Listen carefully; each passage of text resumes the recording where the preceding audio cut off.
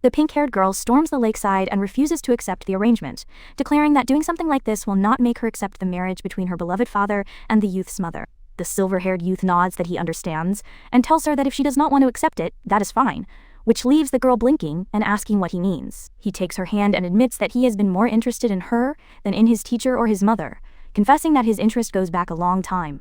He leans close and reassures her that if the situation is painful, she does not have to force herself, offering a gentle out to whatever she is struggling with.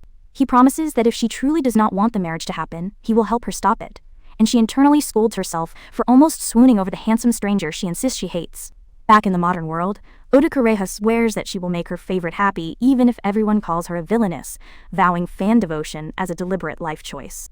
At the Butler Cafe Daydream, a courteous butler sees a customer out and jokes about needing a break, rubbing his neck and complaining that the last customer seriously sucked while a blonde coworker listens quietly. The kitchen boss scolds the staff that being good-looking does not excuse bad behavior, and a bowing cook loudly apologizes, while a caption identifies Oda Kureha as a fangirl who works at the cafe and as a patisserie assistant and who devotes everything to her favorite.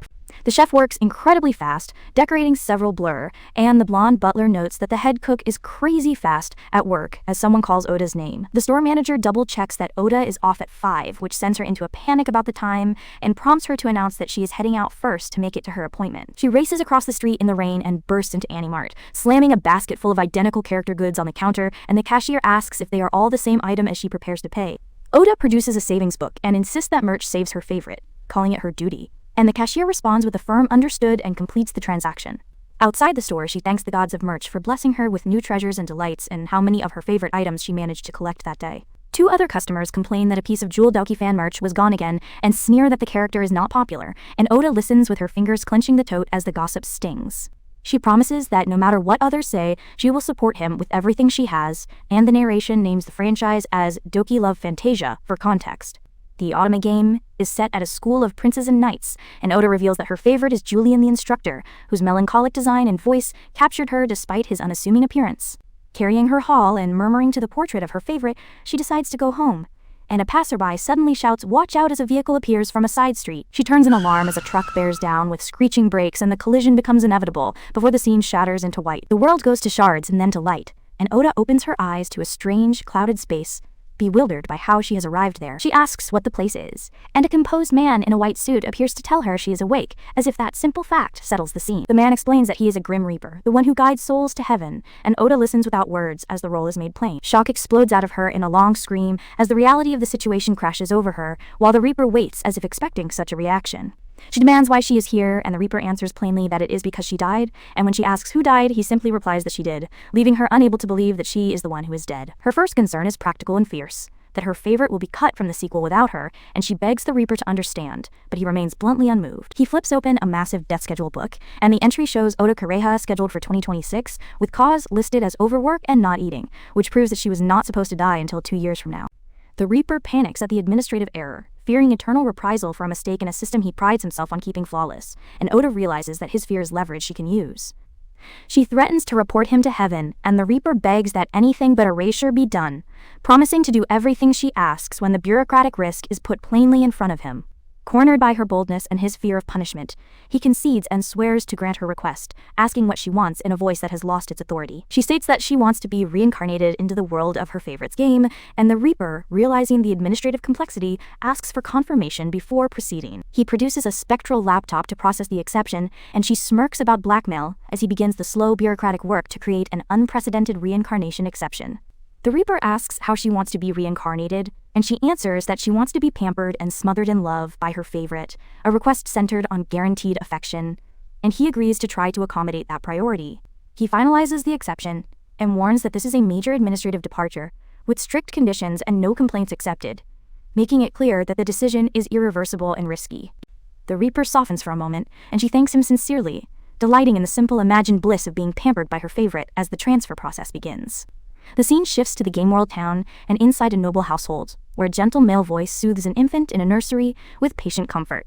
Julian holds the pink-haired infant and murmurs comforting words as he calls her Diana, prompting a small groan that turns into a loud cry and establishing the bond between father and child. Inside the noble house, the reborn Oda realizes in horror that she has become Diana, Julian's infant daughter, and internally screams that this reincarnation is not what she meant. Julian lifts the child high and laughter fills the nursery as the staff remarks that the young lady truly adores her father, while Diana plays the part of an infant and hides the awkwardness of her adult mind. The maid reminds Julian that it is almost time to go out, and he gives Diana a doll named Cindy to keep her company, asking that she be a good girl with the doll while he is away. Diana hugs the doll and beams, and Julian coos that she is an angel as the doll becomes her comfort object and a visible sign of the household routine. While Cindy watches, the maid grows tired and wonders if she can nap, and when Diana wakes, she thinks to herself that pretending to be a baby is exhausting.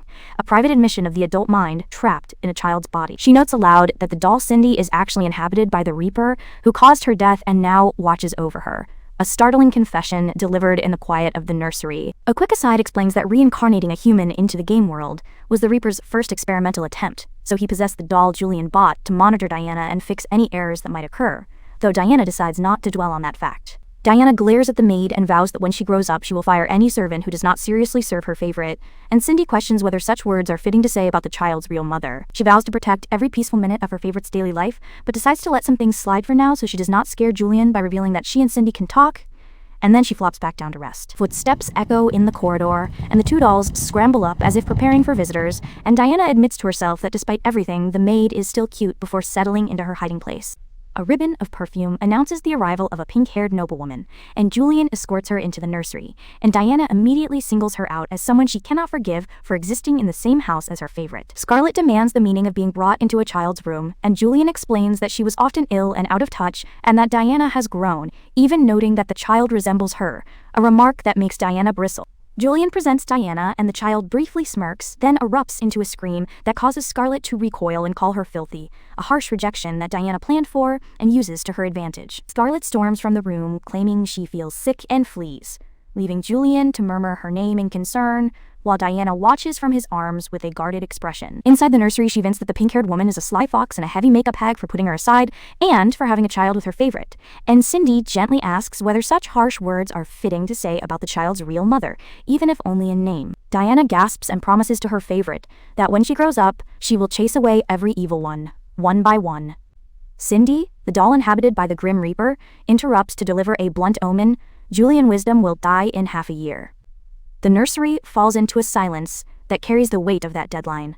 Shock freezes Diana for a beat before questions burst out: what, why, when, where, how. Panic propels her to demand answers about the death schedule book. Cindy can only admit the limits of her powers and say she does not know everything. The ominous timeline hangs between them, unanswered and urgent. The doll explains that the death schedule book cannot be brought into the living world, so only omens can be read here. Diana absorbs that restriction and thinks of having reincarnated to be near Julian, only to find his life marked by a fatal omen. She wonders whether his ending will be some tragic misunderstanding and vows to understand the truth. Fury replaces fear as Diana clenches her tiny fist and swears she will uncover the truth behind her favorite's impending death. She promises on her beloved that she will act. Cindy warns that reckless talk could draw danger, reminding Diana that the Reaper's restrictions and consequences are real. Cindy asks if there are any leads on the truth. Diana points at Scarlet without hesitation. The doll cautions against false accusations and warns that one misstep could mean hell. Diana tries to climb out of the crib anyway and ends up taking a tumble to the carpet. Diana crawls after the lead she thinks she has, announcing that she knows exactly how a typical villainess behaves because she has read countless isekai stories.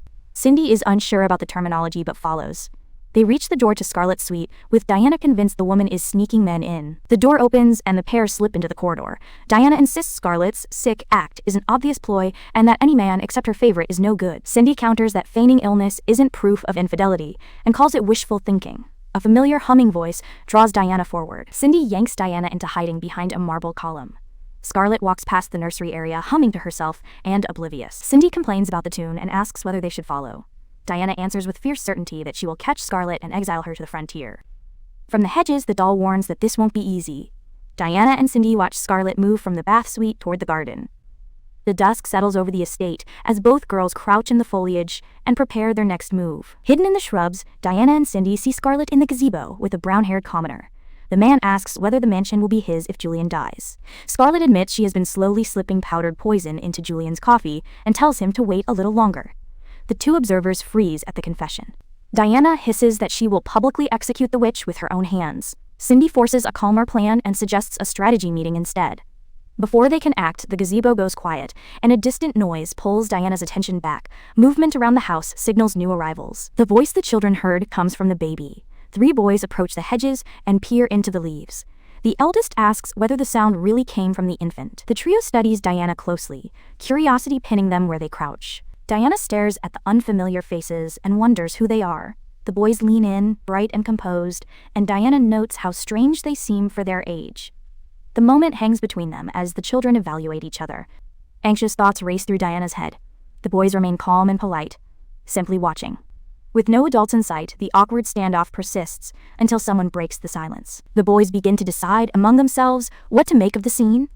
One notes that the babies look normal enough and bargains with the others that this might be imagination. Diana and Cindy exchange worried glances and feel the pressure of being judged by older children. The blonde and silver-haired boys agree that the voice must have originated from the infant. The oldest asks Diana to try talking again, coaxing rather than accusing. Diana hugs Cindy protectively, tense and uncertain whether she can bluff her way out. The eldest insists that babies cannot talk, a sensible point meant to calm the situation. Diana internally acknowledges that normally that would be true, but the boys counter with tales of prodigious feats. One learned numbers at 1, another spoke a foreign language, another remembered songs perfectly. Diana's interest spikes. In brief recollection, the boys outline their early talents. Elias spoke a foreign language at 1, another mastered numbers, and the third could reproduce any song on first hearing. Their bragging frames them as children on another level, the kind of cheat level kids Diana thought she only read about. The boys joke that babies talking is totally normal, prompting Diana to explode in disbelief and fury. Of course, such babies do not exist. The outburst startles the 3, who blink and register the girl's fury with a mix of alarm and curiosity. The children grab Cindy to inspect the doll as if testing whether it can speak. One marvels that even a doll can be alive, and another admits there is more to the world than they knew. Diana stands above them on the silver-haired boy's shoulders, eyeing their fascination warily. Diana demands to know who they are and where they came from. The dark-haired boy replies that his name is Ethan. The silver-haired child gives his name as Elias. The introductions are simple and earnest, lowering the initial tension in the hedge. The blonde boy cheerfully announces he is Freddie and adds that the 3 are triplets. Diana repeats the word in disbelief and privately labels them triplets on cheat-level specs, the exact kind of overpowered kids that populate Otome game worlds. Diana studies the 3 brothers from her vantage point and judges them quickly. Their polished, composed presence gleams for a moment. She decides, to her own surprise, that they are not her type and accepts their company with a cool appraisal. Elias asks where Diana's parents are and whether she came alone. The boys answer by explaining they simply came to see Professor Wisdom, and that catching a carriage makes travel easy. Diana is stunned at how effortlessly capable these children are at moving around the estate. Ethan produces a book and explains that they have come to see Professor Wisdom, their excitement clear. Diana realizes this man is the father she reveres, and blurts in surprise. Ethan processes the confirmation, and the boys stand before her, a small mission giving them purpose. Ethan beams that Professor Wisdom recently published a history book, and that they would love his autograph. Diana's world tilts. Her favorite character becoming a real published author means everything to her. The idea of meeting her favorite ignites a new, bright hope. Cindy asks whether Diana's father is really that remarkable. Diana admits she does not know everything. She recalls that in the game, Julian Wisdom was a history teacher who supported the heroine, and that there were no classroom scenes to confirm how he appeared in daily life. Diana thinks aloud that perhaps the books were shaped by demand, and that gaps in the source material leave her with questions. Cindy points out there are mysteries even the reincarnated know nothing about. Frustration builds as Diana tugs the book tighter and vows to learn more. With the night deepening, one of the boys interjects and Diana steers them back toward the task at hand. The group refocuses on Scarlet and the gazebo. Their small alliance, formed for a single purpose, tightens in the cooling air. Freddie asks what they had been staring at. Diana answers in mock outrage that it was something far too intense for children, then blurts that no one must look at Scarlet's display. Her urgent insistence mixes moral alarm with personal fury at what she overheard. Freddie peers into the hedges and reports nothing, prompting Diana to snap at him. The boys set the ladder and begin to hoist their plan into action, Ethan and Freddie steadying the base while Elias climbs with Diana and Cindy perched for the intrusion. Literal_desk. FX_assign. None. Panel_intensity. 0. Asterisk. Asterisk. /s. Noxarless. Noxar. Camdes. Noxar. Shidless. The gazebo is suddenly vacant. Diana explodes in alarm. Where did they go? She scrambles forward across the grass, fury and urgency fueling her crawl. A small stone skitters under her hand as she races to catch the fleeing conspirators. Diana trips on a hidden stone and faceplants into the grass with a grunt. Cindy asks if she is all right, while Diana groans that she walked too far and has no strength in a baby body. She grits her teeth and pushes on, chastened by her own limitations. Ethan lifts Diana out of the hedges and asks where she would like to go. The simple, calm offer of help surprises Diana. For a moment, she considers leverage and opportunity before the group's plan returns to the foreground. Freddie promises they will help, and Elias volunteers to carry Diana.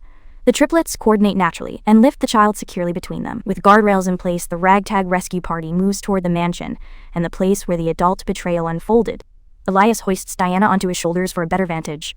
The girl's expression shifts into a plotting grin as she realizes the height gives her options. Cindy watches with uneasy intuition, recognizing the darkly determined gleam on Diana's face. From her perch, Diana addresses the three, let them go on a witch hunt together. The boys react in different ways. Freddie delighted, Elias steady, Ethan startled by the phrase. The plan crystallizes. Expose the crime, protect Julian, and punish the culprit. Freddie finds the idea thrilling, and Elias nods in agreement. Diana points toward the gazebo and explains that the woman there is targeting her father and plotting dark deeds. The boys listen, eyes lighting with a mix of duty and excitement. Diana states the mission bluntly. Using their power, they will defeat the witch and save Julian from the curse.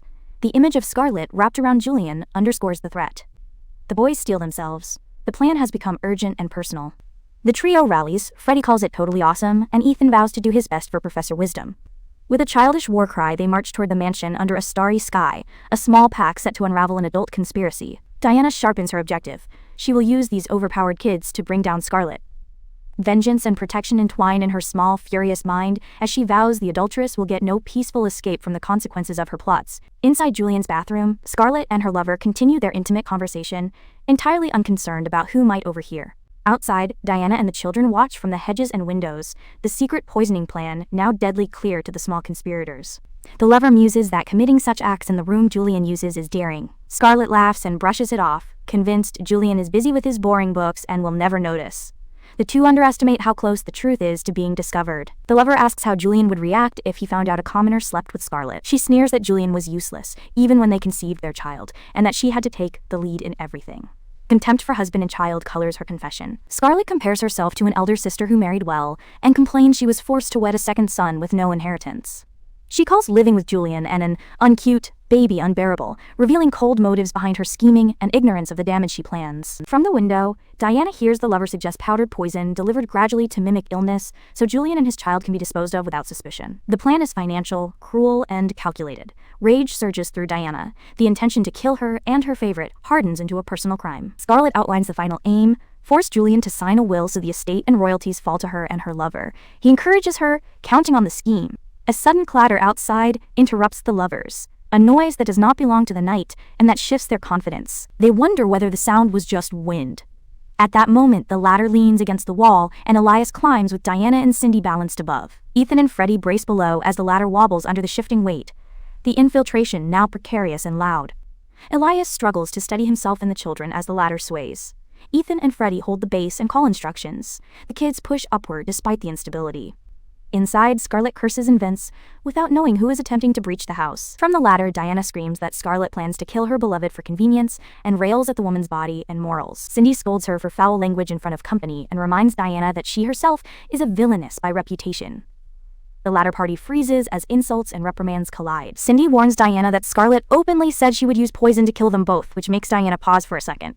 Diana scoffs at the idea of being killed by an old woman and grins, dismissing the threat as ridiculous, while the plot against Julian and the baby hangs in the air. Cindy judges the question stupid and finds no sign of immediate death in the manor, which eases the tension for a moment. The boys urge action and want to hurry inside to confront the witch, and Diana agrees, promising they will beat her to a pulp, the children ready to force Scarlet into exposure. Cindy admits she feels anxious about the plan, but listens as Diana rallies the boys and outlines the infiltration. The group gathers in a hushed circle to finalize the ruse, and Cindy warns them not to go too far or plant dangerous ideas in the kids, keeping the scheme mischievous but controlled. The children grin as the plan takes shape, which makes Cindy uneasy, and she admits a bad feeling about the night. Inside the estate, an elder butler stirs at a noise and leaves his room to investigate, the first human thread in the trap starting to move. The butler rushes down the corridor, calling out as he spots a small figure crawling fast toward Julian's wing. Diana continues her determined crawl toward the office area, drawing attention through the quiet halls and setting the next step of the children's plan into motion. The butler shouts in alarm and sprints after the crawling child as she darts into an adjacent hallway that leads toward Scarlet's suite. His shouts echo through the manor and the chase steers unsuspecting staff closer to the bedroom where the trap will be revealed. The butler panics at the sight and jokes that the child is flying, while Elias actually carries Diana piggyback to increase speed and keep the ruse believable. Diana urges him to keep up and reminds him she has an important role to play, the team pushing forward to lure witnesses to Scarlett's door. Julian hears an unusual cat sound coming from the study and notes that a cat here is odd, which prompts him to step out into the corridor to check. Leaving his desk unattended creates the opening the children need. The study suddenly vulnerable to their stage discovery. Cindy the doll is deliberately set near Julian's desk as bait, placed where he will notice it and be drawn toward the bedroom corridor. The doll serves as the visible trigger of the trap, its presence timed to catch Julian's attention. Julian freezes at the sight of Cindy sitting by the door and calls out in confusion at the doll's presence. The children tug on a hidden rope tied to the doll, preparing to animate it and guide Julian straight towards Scarlett's suite without him realizing he is being led. The doll suddenly moves, and Julian reacts in shock, unable to explain the motion, as the rope and pulley system the children operate pull Cindy forward. The improvised mechanism works exactly as planned, making the doll seem alive and prompting Julian to follow it down the hall. Julian reaches in and briefly grabs Cindy's braid before the rope yanks the doll away, sending him sprinting after the moving toy. The butler and Julian race down the corridor as Cindy is dragged towards Scarlett's room, the trap pulling everyone into a single dramatic moment. Dragged along, Cindy panics at how obvious the drawer trap is, but Diana insists they must try anyway, trusting momentum over subtlety. The children commit to the plan, unwilling to back down until Scarlett is exposed and Julian is safe. Julian rushes down the corridor and the butler follows, breathless, as the doll's motion lures them into Scarlett's suite. The children hide nearby and watch as the plan comes together, shock and relief mixing in their small faces as the trap succeeds. The two stop at Scarlett's ornate doors, and a sudden shriek from inside announces someone is present. The butler and Julian swing the doors open to find Scarlett in bed with her lover, captured red-handed in the master suite where the poisoning plan would have been carried out. The butler bursts into the bedroom and interrupts Scarlett mid-affair, which leaves her scrambling for words and asking why they are there. The evidence in the room and the timing collapse any pretense, and the house now has cause to act on the poisoning plot. Julian identifies the man, stunned into quiet disbelief, and the butler announces that judgment will follow as the household authority takes control. The children peek out and quietly celebrate as Scarlett's scheme unravels and evidence including the poison container is secured. Cindy marvels that the plan worked almost too smoothly and calls it poetic justice, while the household moves to detain Scarlett and her accomplice. The arrest exposes the poison plot, and for now the estate is safe, at least until the next omen appears. Guards march Scarlett and her lover through the main hall, and a searching guard discovers a hidden container of poison, confirming the plot. The discovery means Diana and the children save Julian's life, the household relieved, as they process how close the danger came. The triplets, mother and a maid, bow and apologize for the disturbance the children caused, while Julian waves them off and explains that if the children had not wandered, both he and his baby might have been poisoned.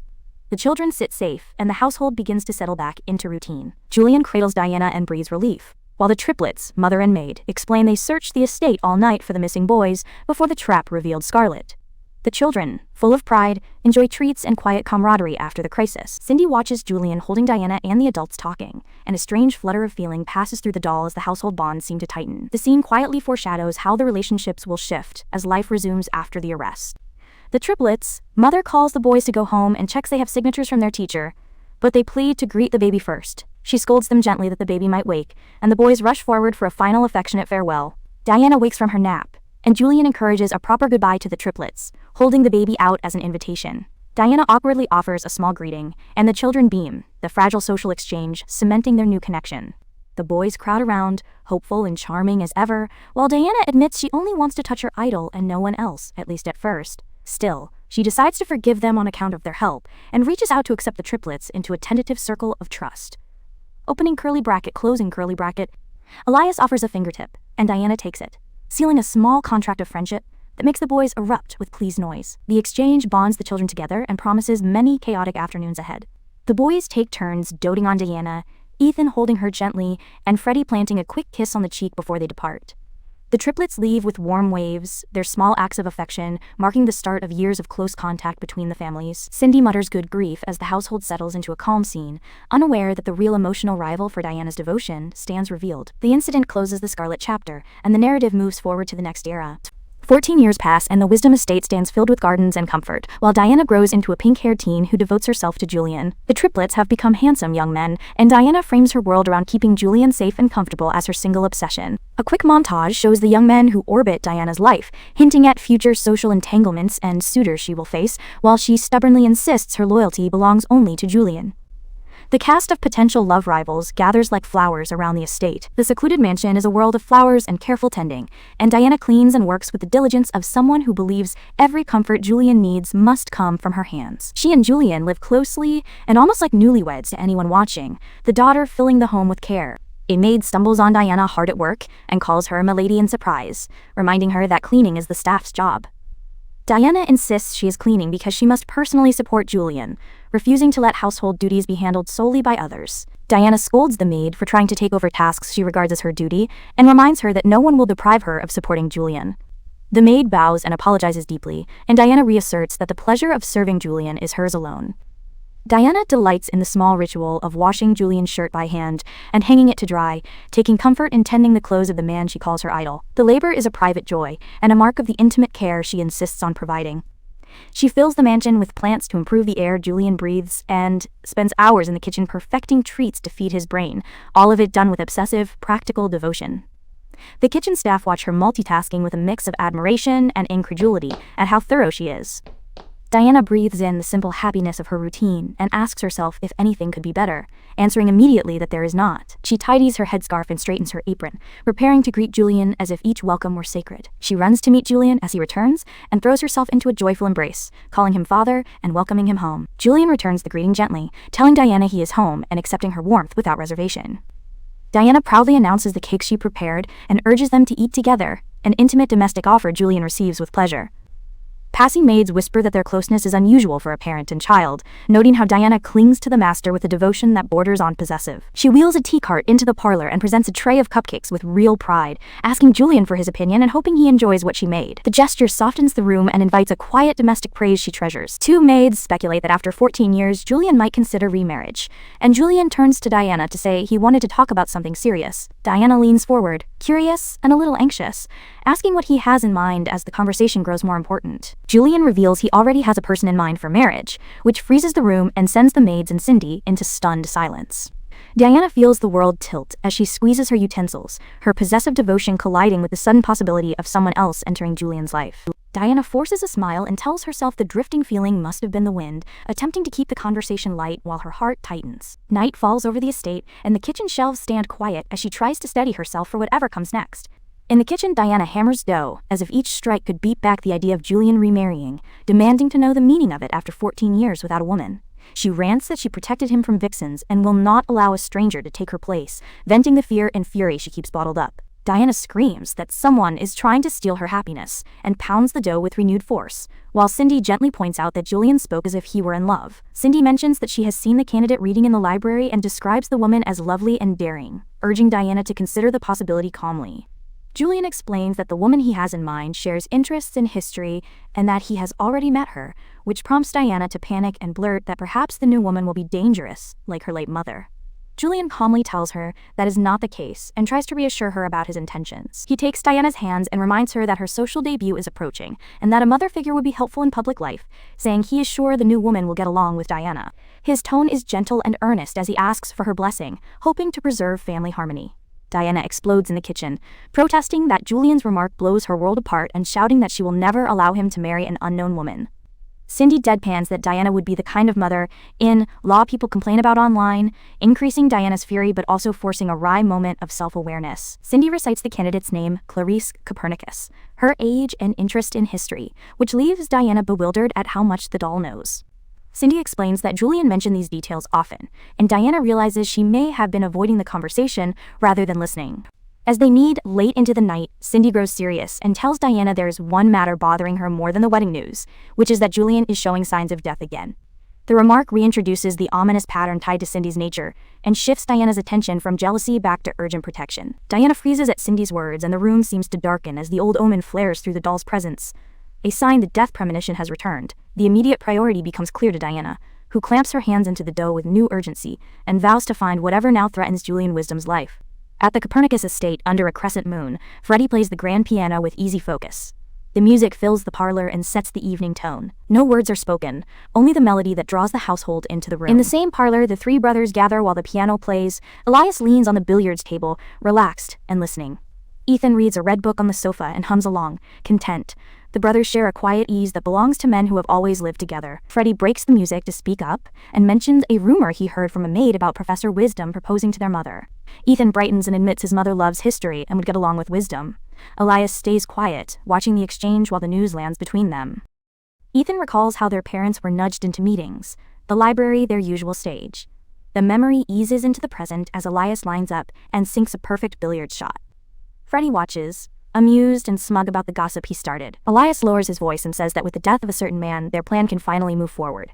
Freddie jokes that the old man was persistent and calls him an old geezer. Ethan scolds the insult, and the three trade easy barbs, while the conversation slips toward darker business beneath the surface. Ethan shuts his book with steady resolve and reminds everyone not to let their guard down. He urges the household to stay sharp and to be ready to sacrifice whatever is needed until their true objective is secured. The meeting ends and events begin to run in parallel across the town. Back at the Wisdom kitchen, Diana explodes when Cindy mentions the death tied to Clarice's family.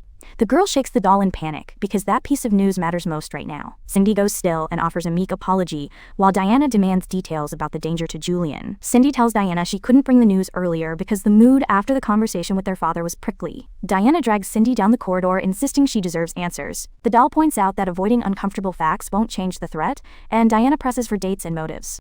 Diana turns her anger outward and pins the blame on Clarice Copernicus for the remarriage and the omen. Cindy confirms that Julian mentioned a remarriage, and Diana snaps that Clarice must be the cause.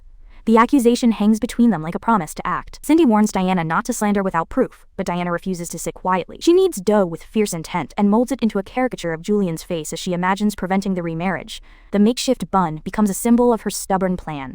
Diana decides she must stop the wedding, even if the cause of death isn't confirmed. She uses isekai logic. Fate twists in obvious ways in stories like hers, and therefore the marriage must be prevented. Cindy sighs inwardly at the familiar fantasy reasoning, but follows along, because the omen demands action. Diana raises her paddle like a banner and vows to save her favorite from the supposed vixen. Cindy points out that Diana looks more evil than the villain she hates. A few days later, under clear skies, Diana prepares to put the plan into motion at the manor steps. Julian worries that Diana should take a maid to the retreat, but she insists it is more convenient to travel alone. He questions the convenience and she claims she wants time to sketch. Julian accepts reluctantly and sees his daughter off, unaware she is slipping into an undercover role. Diana kisses her father goodbye and promises to be careful, while Cindy peeks out, uneasy about the deception. The gate closes and the carriage carries them toward the Copernicus estate. The mission is underway with one small doll as witness. Diana leans from the carriage window and waves theatrically at the manor below. Cindy mutters that Diana has an impressive talent for fabricating convenient lies. Inside the coach, Diana changes manner as they near their target, all business now. In the carriage, Diana changes into a butler apprentice outfit with efficient hands. Cindy gags at the quick change, but then asks the question that matters. Is this really the right way to expose Clarice? Diana fixes her cravat and steels herself for the deception ahead. Diana insists the disguise will work because Clarice is not officially engaged and she has not been acknowledged. Cindy concedes that the undercover plan is sensible and will cooperate. They finalize the cover as the carriage rolls toward the Copernicus grounds. Cindy worries the sons and Clarice might be linked to Julian's death, but Diana corrects her and points to a job posting recruiting maid and butler apprentices. The flyer is the opening they need to infiltrate the household, and the plan gains a concrete foothold. Cindy notes the flyer allows a maid apprentice, which gives Diana options. Diana brags about a past life where a pretty face attracted attention and convinced herself that charm can be learned. The montage of old service work proves she can perform whatever role wins hearts in a household. Diana admits she inherited a pretty face from her birth parents and resolves to use it to prove she has the skills and grace to win favoritism. She vows this is a personal grudge given noble form. The carriage approaches Copernicus, and the real test begins. The carriage stops, and Dion, the butler apprentice persona Diana has crafted, steps out with a suitcase and Cindy tucked under an arm. She practices a few masculine pronunciations in a whisper, and then straightens up. The manor looms and the audition begins. On the Copernicus lawn, Dion announces himself boldly as the butler apprentice who will expose the vixen and save the favorite. He promises to reveal the scheme, win admiration for his service, and return triumphant. Cindy wonders if the plan will actually go as planned. In the Copernicus kitchen, Dion shows off by whipping cream and assembling a perfect shortcake with practiced speed. The maids and the footman watch in open-mouthed admiration as he plates a strawberry slice. The first impression lands exactly as Diana rehearsed. The maids squeal their approval and call Dion cool for his pastry skills. A maid apprentice slips on the stairs with a heavy basket and cries out. Dion turns immediately, alert to the accident, and moves toward the danger without a second thought. Dion lunges and catches the falling maid, taking the impact so she lands safely while the basket skids. He asks if she is alright and says he is glad she is not hurt, speaking with kindness that disarms the room. The rescued maid and several onlookers melt at the gentle attention. One maid stammers a sweet yes, while others glare with envy and admiration. Cindy notes the scene with silent disbelief at how quickly Dion is winning hearts. Dion waves and exits, with Cindy carried neatly, leaving the kitchen buzzing in his wake. Two maids gush about how Dion saved them, and how his voice and manners are perfect, recalling how he once suggested warming a maid's stomach when she felt ill. They declare him heavenly and new favorite material. Freddy overhears and his expression hardens into competitive displeasure. Freddy listens from shadowed doorway and realizes a rival has arrived who attracts maidly devotion. He can't ignore a man more liked than himself and steps out, announcing his presence with the ease of a young master. The household quickly greets him as Lord Freddy, and the dynamic shifts. Freddy strikes a theatrical pose and decides on a plan to reclaim attention. He thinks he has a good idea to outshine this new butler apprentice. His expression turns competitive as he eyes the perfect opportunity to perform for the staff. That night, Dion slips through the Copernicus corridors and peeks where Clarice's room might be. Cindy trembles behind him at the risk of being recognized. The pair stake out the household under the cover of shadows, ready for the next move. Cindy insists on respectful language and reports that Clarice Copernicus is not yet anyone's official fiancée. The doll notes Clarice had been linked to another noble until recently. The portrait of Clarice walking in a blue dress gives context to the woman at the center of Diana's jealousy. Dion gasps at the suggestion Clarice had a divorce, then softens when Cindy explains the separation was due to death. Cindy adds that Clarice has 3 sons who once lived in a public dormitory and now seem to reside at the estate. Dion absorbs this intelligence as their infiltration continues. Dion storms down the corridor, determined to expose Clarice himself. Cindy peeks nervously from a doorframe as Freddy appears with a casual, searching smile. The newcomer moves easily through his household and meets Dion face to face. Freddy sizes Dion and offers a smooth compliment that makes the apprentice stumble. The young master's tone is assessing, not merely polite. Cindy shrinks behind the wall, watching as the two men test one another for the first time. Cindy trembles and remembers 3 children from years ago who clustered around infant Diana. Seeing Freddy walk beside the new apprentice sparks a dangerous recognition in the doll. She realizes the sons she remembers may now be tied to this household and fears exposure. The thought hits Cindy like a thunderclap. One of those kids from back then might be one of Clarice's sons. She never expected a familiar face in this family, and the implication sends her mind racing. The doll understands that everything is suddenly far more complicated. A memory surfaces where Clarice admired a doll, while Julian called it his daughter's toy. Cindy panics because that casual moment could link her to the family across both households. The doll fears that recognition by either side would reveal her true nature and ruin the plan. Cindy frets that if her true form is discovered, she will be exposed, but the corridor returns to the rivalry, as Freddy tells Dion he felt irritated the first time they met. That admission frames his competitive drive and makes his next actions ominously personal. Dion bristles at Freddy's confident air and thinks the man is arrogant, simply because he is handsome. The maids gush loudly as their young master returns, which makes Dion notice the power of the title Lord Freddy. The honorific signals influence Dion had not expected to face. Freddy charms the gathered staff with a playful wink and flattering line about the household's lovely girls. The maids erupt into ecstatic squeals and devotion that flood the hall. Dion watches with a sour mix of envy and determination, registering how easily attention can be bought. Dion greets the senior maids with respectful tone and then reaches into his pocket for a small jar of hand cream. He presents the considerate gift as a practical kindness to protect their hands while they work. The gesture is small but sincere, and it lands with a different kind of warmth than charm alone. Dion takes a maid's hands and gently applies cream, advising care and teamwork for the rest of the work. Freddy watches surprised, as the simple tenderness wins soft admiration. The maid blushes and replies in shy agreement, while the crowd's attention pivots toward Dion's thoughtful service. Dion catches the maid's affection and notes Freddy's growing irritation with a small, confident gesture. He vows not to lose to a handsome rival who relies on looks and no work. That resolve stiffens into a plan to win loyalty through consistent care, rather than flashy displays. Freddy raises his voice and demands Dion not get so carried away in his house, reminding the apprentice he is only a servant. The remark asserts the household hierarchy and hushes the room. Tension spikes between young master and intruder as competitors circle one another. Dion apologizes with deference and prepares to step back, assuming retreat is the safest option. Freddy reaches out and grabs his sleeve, stopping him with a firm hold. The gesture is unexpected and interrupts the skirmish before it can escalate. Freddy grips Dion's hand and drags him forward into the corridor, confessing that he hates men who stand out more than himself. He challenges Dion to a match and sets the condition that if he wins, the apprentice must leave the estate. Dion is stunned by the blunt ultimatum. Dion reels from the proposal and Cindy peeks with alarm from the doorway. The household gathers because a spectacle has been declared. Freddy calls the maids together and readies a performance that will serve as his chosen arena for the contest. Freddie announces he will play a special performance for the staff and asks them to enjoy a wonderful night. The maids cheer at the promise of entertainment from their young master. He settles at the grand piano with confident hands, ready to use music as his instrument in the match.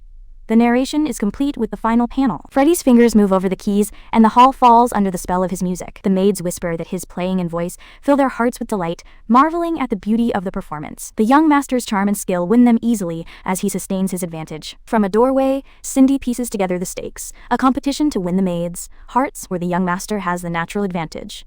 In a side room, Dion answers tersely that he will do what must be done. The social duel is set, and both men prepare to fight for influence through very different tactics. Cindy peeks from the doorway, stunned that Diana accepted the challenge. Dion steps into the corridor, holding twin torches and searches the hall, then heads for the music room to take the stage. Dion announces it's his turn, and strides onto the music room floor with torches raised. Freddie freezes in disbelief as the staff gather and watch, and Dion plants himself before the grand piano, ready to perform. Dion launches into a rapid torch routine, spinning the flames in precise arcs and chaining moves into a flowing dance. The room falls silent as every sweep and whirl holds the staff in rapt attention. Freddie blurts out what at the unexpected spectacle while Cindy watches with wide eyes. Dion accelerates the routine, crossing steps and carving figure-8 patterns with the blazing torches. The staff erupt in cheers and shocked applause as Dion completes complex transitions and footwork with the flaming torches. Freddie mutters that it is stupid while the crowd clearly favors the show. Cindy mutters that this is some kind of otaku dance and warns that good kids shouldn't try it at home. The staff laugh and clap while Dion keeps the performance sharp and commanding.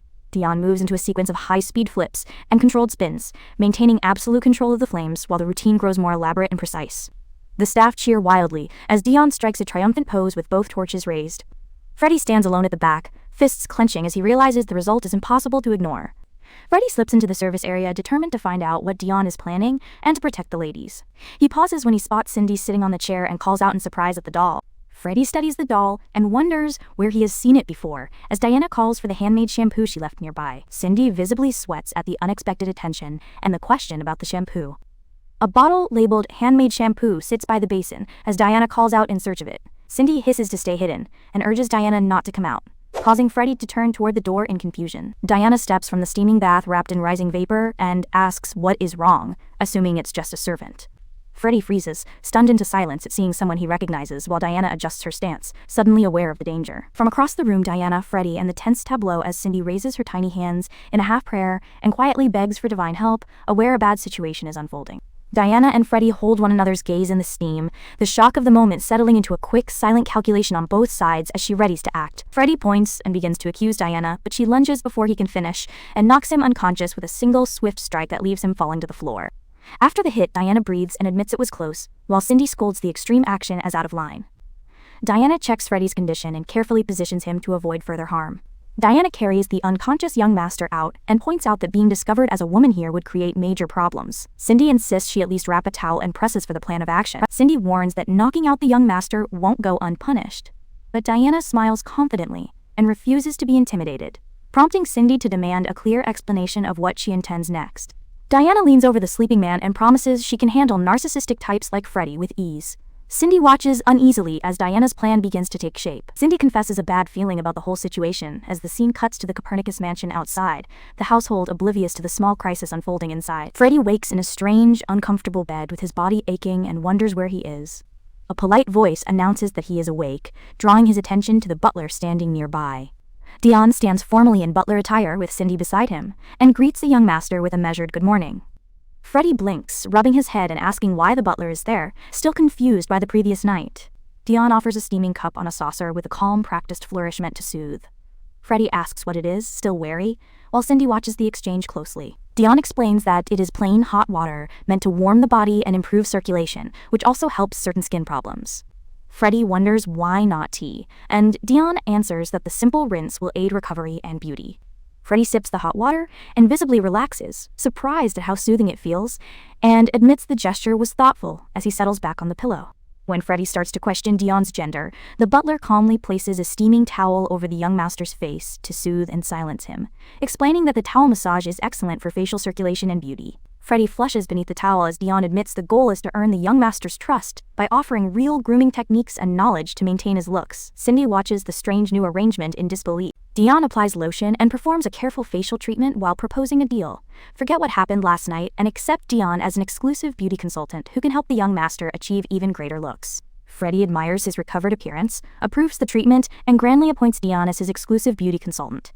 Dion bows and promises to serve, sealing the unexpected pact. The young master teases Dion to work hard or risk being abandoned, then settles into a satisfied mood while Cindy takes mental notes about how to manage the situation as footsteps carry them onward.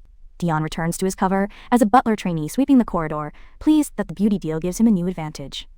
He plans to use his new status to gain access to the library, normally restricted to family and highest servants.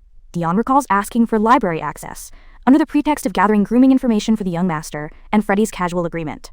The butler resolves to cozy up to anyone necessary to reach the wisdom shelf. Dion and Cindy stand before the immense carved library door that seems to announce great secrets within. Dion turns the heavy key, pulls the door open, and steps into the vast sunlit stacks. Dion calls out hello and then rushes forward excitedly, while Cindy mutters that he never listens. The library's soaring shelves and ornate panels spread out around them, every bit as impressive as promised. Dion freezes before the wisdom shelf, breath taken at the sight of the professor's works arranged on the high shelves. Cindy calls to get Diana's attention, sensing an emotional overload from the new butler. Overcome with devotion, Dion gushes that the shelf is paradise, and then bolts toward his favorite books to admire them up close, while Cindy follows anxiously, trying to keep the mission on track. Cindy frets that now may not be the best time for a fan frenzy, and then spots approaching footsteps. A thought of Freddie's family ties flashes through her head as Dion reaches for a specific volume. A black-haired young man approaches the shelf and asks whether Dion is the new butler trainee. Dion pauses with a volume in hand and turns, meeting the stranger's eye. Ethan demands to know why anyone would be loitering at the esteemed wisdom shelf, and Cindy flashes to a childhood image of the young master reading to a little girl. Dion stands composed, book ready. Cindy recognizes Ethan in an instant and blurts it's him, alarmed. The two young men hold a brief standoff across the aisle, studying each other with equal parts curiosity and caution. Ethan and Dion face off near the wisdom shelf while Cindy trembles behind them. Ethan's expression is stern and unreadable, testing the butler in front of his family's books. Dion asks directly whether Ethan is the owner of the shelf's contents. Cindy nearly loses her composure, whispering that this is the young master, and he has every right to ask questions as the gentleman of the house. Cindy senses a cold edge beneath Ethan's polite voice and worries the situation is dangerous. Ethan says he cannot simply let Dion leave, and asks plainly what brought him to his bookshelf, putting the newcomer on the spot. Cindy frets that defying the employer will bring serious consequences and reminds Diana of the mission to protect their favorite and to uncover the fiance's true identity. Dion squares his shoulders and prepares his reply. Cindy pleads silently for restraint, then yells Diana's name to jolt her into focus. In a sudden, bold move, Dion steps forward and offers a firm handshake to Ethan, shifting the tone from confrontation to connection. Ethan and Cindy are taken aback by Dion's sudden outpouring of charm as he beamingly pivots the conversation into exuberant warmth, making the young master reassess the stranger before him. Dion declares a fellow fan welcome and keeps the handshake warm and sincere, surprising Ethan into a puzzled echo while Cindy watches the unexpected alliance form beneath the library's high ceilings. With methodical energy, Dion dons gloves, scans the spines, and pulls a green volume from the wisdom shelf. He holds the book up with visible reverence, eager to talk about its significance. Dion marvels at the book's preservation and admits he is deeply moved by the discovery of this rare edition. Ethan reacts in surprise that such knowledge is rare, even among fans, and wonders aloud whether Dion is a serious devotee too. Ethan rushes to another shelf and returns with a blue first edition that few know about, and Dion recognizes it instantly as the professor's recalled debut novel, the very edition pulled after a mysterious misprint was found. Ethan presents a blue first edition to Dion and announces it as a treasure with fewer than 50 copies in the world. Dion accepts the offering with quiet interest, while Cindy watches from the side. The library's vaulted ceiling and rows of shelves underline how rare and important the volume is. Ethan admits Dion is impressive, and Dion mirrors the compliment by calling Ethan a fellow connoisseur. They exchange a brief, surprised laugh and seal the moment with a handshake. Cindy looks on, baffled and quietly alarmed at how quickly the alliance forms. A memory shows Deanna Wisdom on Julian Wisdom's lap, absorbed in books long before she could walk. By the time she was out of diapers, she had read everything, earning the label of a child prodigy. Her obsession with the professor's works explains how her adulthood became shaped by his novels. Cindy recalls Diana's possessiveness toward anyone who loved Julian, describing how the young Diana intimidated rivals seeking autographs. The memory makes the narrator certain Diana could not stand anyone else loving the professor. Back in the library, the two men continue their cordial conversation under that shadow of obsession. Dion announces that it's her turn to impress and adjusts her jacket with theatrical flourish. Cindy's concern spikes at the implication of a next move. Ethan worries that Dion might reveal something unexpected from her bag. Dion produces photographs and small merchandise of Professor Julian, asking if Ethan would be interested in items that let one feel the professor's presence.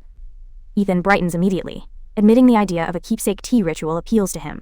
Cindy watches, half proud and half horrified by how easily the bait worked. Ethan eagerly asks where he can obtain the merchandise, practically glowing with fandom. Cindy internally freaks out that he took the bait so fast. Dion answers that she can reproduce the items at will, and even offers a doll to prove the idea. Ethan and Dion clasp hands and celebrate their shared devotion as fellow stans. The handshake cements an alliance built on fandom and mutual flattery. Cindy stands nearby, speechless at how smoothly the conversion happened. Ethan gushes that Professor Wisdom's writing made him who he is, praising the historical figures the professor brings to life. Gratitude for the professor is part of his daily routine, he admits with earnest enthusiasm. Dion listens, visibly moved by a comrade who treats the professor as a miracle. Ethan confesses he lost his composure because he is so moved, but he need not stop. Gushing about one's favorite nourishes the soul. Freddie and others murmur that they had heard rumors about Ethan's talents, and the host mentions his baking and butler training as surprising credentials. Cindy shrugs that the man does have unexpected skills beyond fandom. Dion admits surprise at finding a comrade who loves the professor as she does. Ethan praises the idea of using a doll and tea set to simulate having tea with the professor. Cindy sits among the photos and pastries, the centerpiece of the strange, earnest ritual. Dion reveals a dome cake and asks if the flavor rings a bell for Ethan. He recognizes it as the protagonist's favorite from the professor's latest novel and beams with delight. Dion confirms she expected he would want to taste it, turning dessert into a tiny, fictional communion. Ethan savors the cake's sweetness and melt-in-his-mouth texture, declaring himself moved by it. Dion accepts the praise with quiet satisfaction. He asks if she can produce more, sealing a weekly ritual before he even realizes it. Dion claims she can recreate the sweets that appear in Professor Wisdom's novels, confident she can outdo any pastry chef. Ethan asks for the newcomer's name. She answers simply that she is called Dion. Ethan asks Dion to set aside time every weekend for a discussion group. Dion assumes he means a meeting for discussion and agrees, provided it comes with tea. They confirm the arrangement, turning fandom into a recurring appointment. Ethan tells Dion that a perceptive person like her deserves promotion and promises to ensure it when he becomes head of the family. She accepts the flattery with a polite yes. Cindy sits between them, suddenly feeling she casually overheard a shift that might matter. They clear plates and comment that the tea eased the fatigue of work, a small luxury. Ethan agrees that the time together was truly good. They part with a promise to meet again next week in the same place. Dion lifts Cindy and prepares to take her away, excusing herself in a pleasant tone. Ethan watches the doll in her arms and murmurs a puzzled observation about it. Cindy squirms, aware that the casual moment may have consequences. Ethan pauses, feeling a vague familiarity with the doll and wondering where he has seen it before. The thought lingers as the day leans toward dusk over the Copernicus estate. The moment hangs quietly, a hint that the doll's past might matter. Dion hums and mops through the corridor, declaring fellow fans the best thing in the world.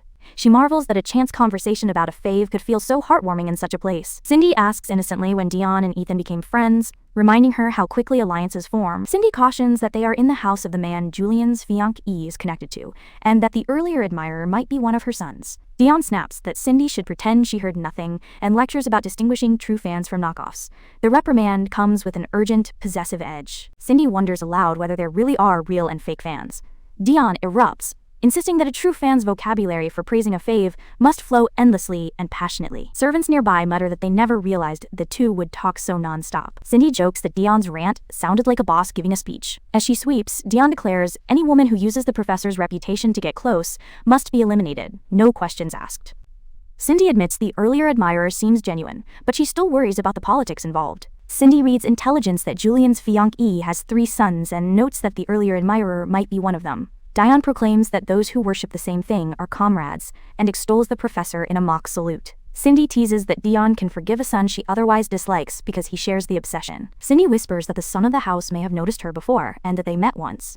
A silver-haired youth steps forward and reaches for the doll, closing the distance. Dion tenses, suddenly alert to the danger of exposure. Elias takes Cindy from Dion's hands with calm authority, causing the doll to flail and squeal. Both Dion and the nearby servants react with shock at Elias's unexpected intervention. The sudden physical contact raises the stakes for Cindy's secrecy. Elias cradles Cindy without comment, his expression unreadable as the doll squirms in his arms. Dion freezes, realizing they may have been discovered, and mentally racing through how much Elias might have seen. The silence stretches heavy, with the possibility that the doll's autonomy has been exposed.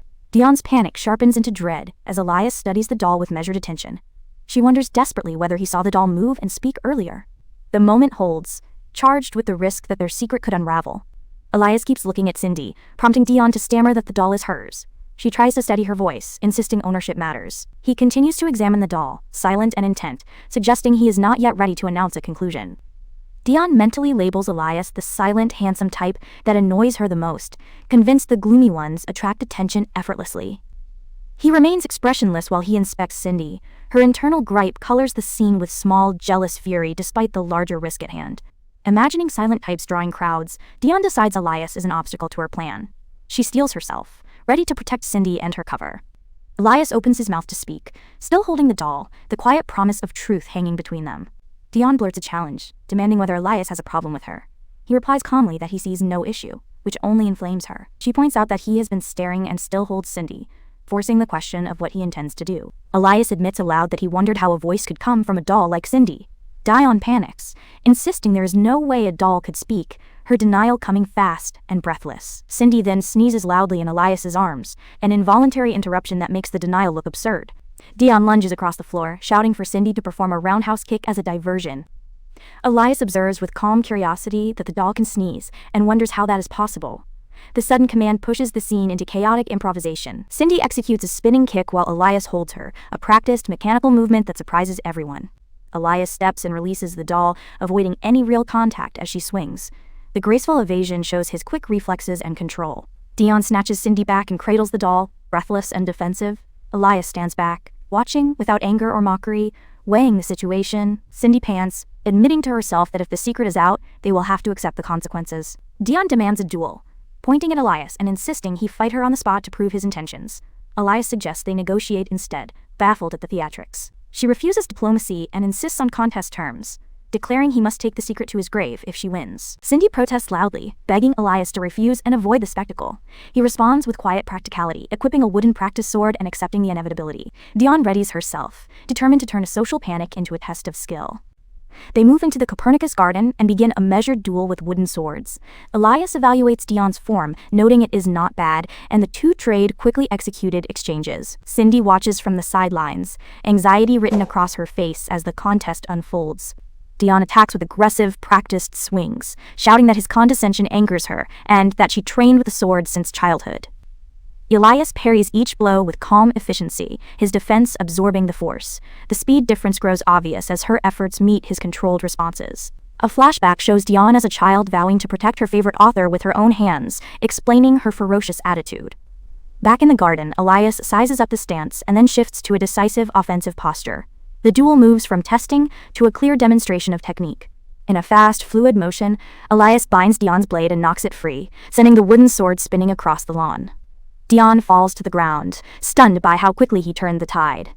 The empty space where her weapon lay underscores the gulf in speed and training. Elias stands over Dion and remarks that she is not trained under a proper master and has adopted bad habits. She glares up from her fall, furious and embarrassed, but wary.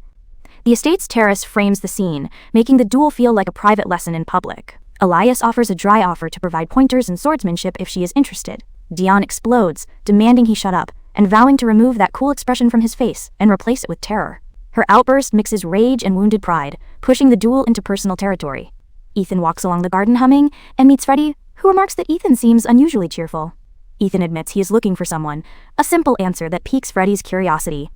The older sons exchange a brief, puzzled look as they head toward the source of the commotion. Freddie asks why Ethan is in such a good mood and whether something happened. As Ethan begins to answer, a piece of broken wood suddenly plunks into the grass beside them. The unexpected arrival of the shard makes them all look up toward the duel. Freddie lifts the fallen piece and wonders if it belongs to Elias as they spot activity near the terrace. In the distance, they see Dion and Elias locked in combat and hurry forward. The sight of Dion crouched with the doll in the garden surprises them both. Ethan and Freddie exchange a startled look and whisper that they recognize the scene. They approach cautiously to see what is unfolding. Elias remarks calmly that repeating the duel will not change the outcome, implying confidence in his assessment. Dion accuses Elias of plotting to reveal her secret in a panic-laced shout. Ethan and Freddie turn, puzzled at the mention of a secret and hungry for context. Elias states the possibility plainly. The secret would be that she is Professor Julian Wisdom's daughter. The revelation hits like a thunderclap and all four react with a simultaneous cry of disbelief. Dion and Cindy reel while Ethan and Freddie echo the stunned question. Shock radiates across the Copernicus garden as the implications of the accusation settle in. Clarice sits in her sitting room, turning the pages of Professor Julian Wisdom's red-bound novel with bookmarks tucked between chapters. The house is quiet as she reads, absorbed in the book. The maid appears with a tray and asks, "Lady Clarice, would you like some tea?" Clarice looks up from the book and accepts. "Sure." The calm reading moment continues as the maid prepares the tea. A small decorated cake is set down and Clarice beams.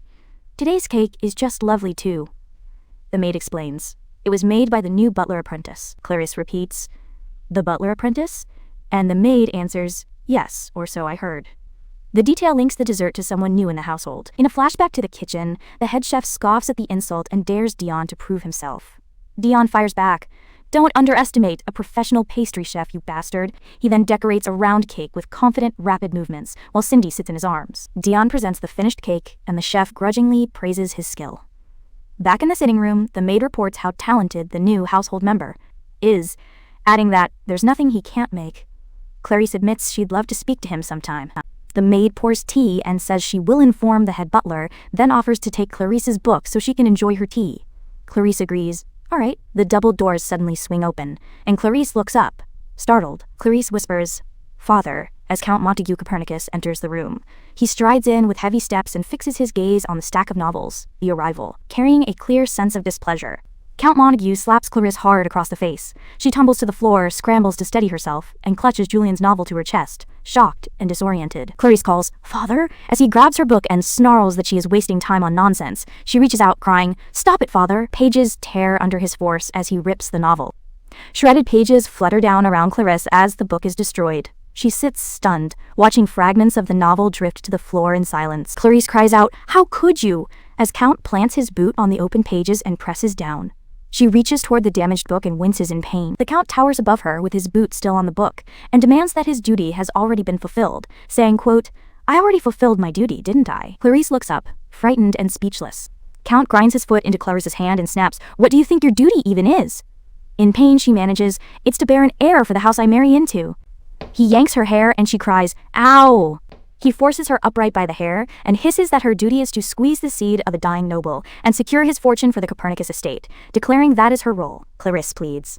"But aren't his wealth and children enough?" And the maid stammers, "What do you mean?" Clarice confesses through tears that, since marrying, she did everything not to upset her husband, that she tried not to be hated, and that somehow she managed to have 3 children and raise them despite the violence she endured. She admits she had the old husband write a will, so the fortune would pass to the family, and endured his violence until he died. Count Montague responds coldly, "So what?" and grabs her hair again. The Count clamps his hand around her throat, sneering that she is a grim reaper who killed her own mother by being born and that she lives only by his mercy, ordering her to use your body for my sake. Clarice chokes and trembles under his grip. He releases her and coldly announces the next arrangement, saying the chosen noble has a terminal illness and will die soon, so the family can claim his fortune. Clarice collapses, the plan crushing her. Count explains that the new husband will be difficult but inexperienced with children, so Clarice must lead and do her duty, adding, "He probably won't kill you."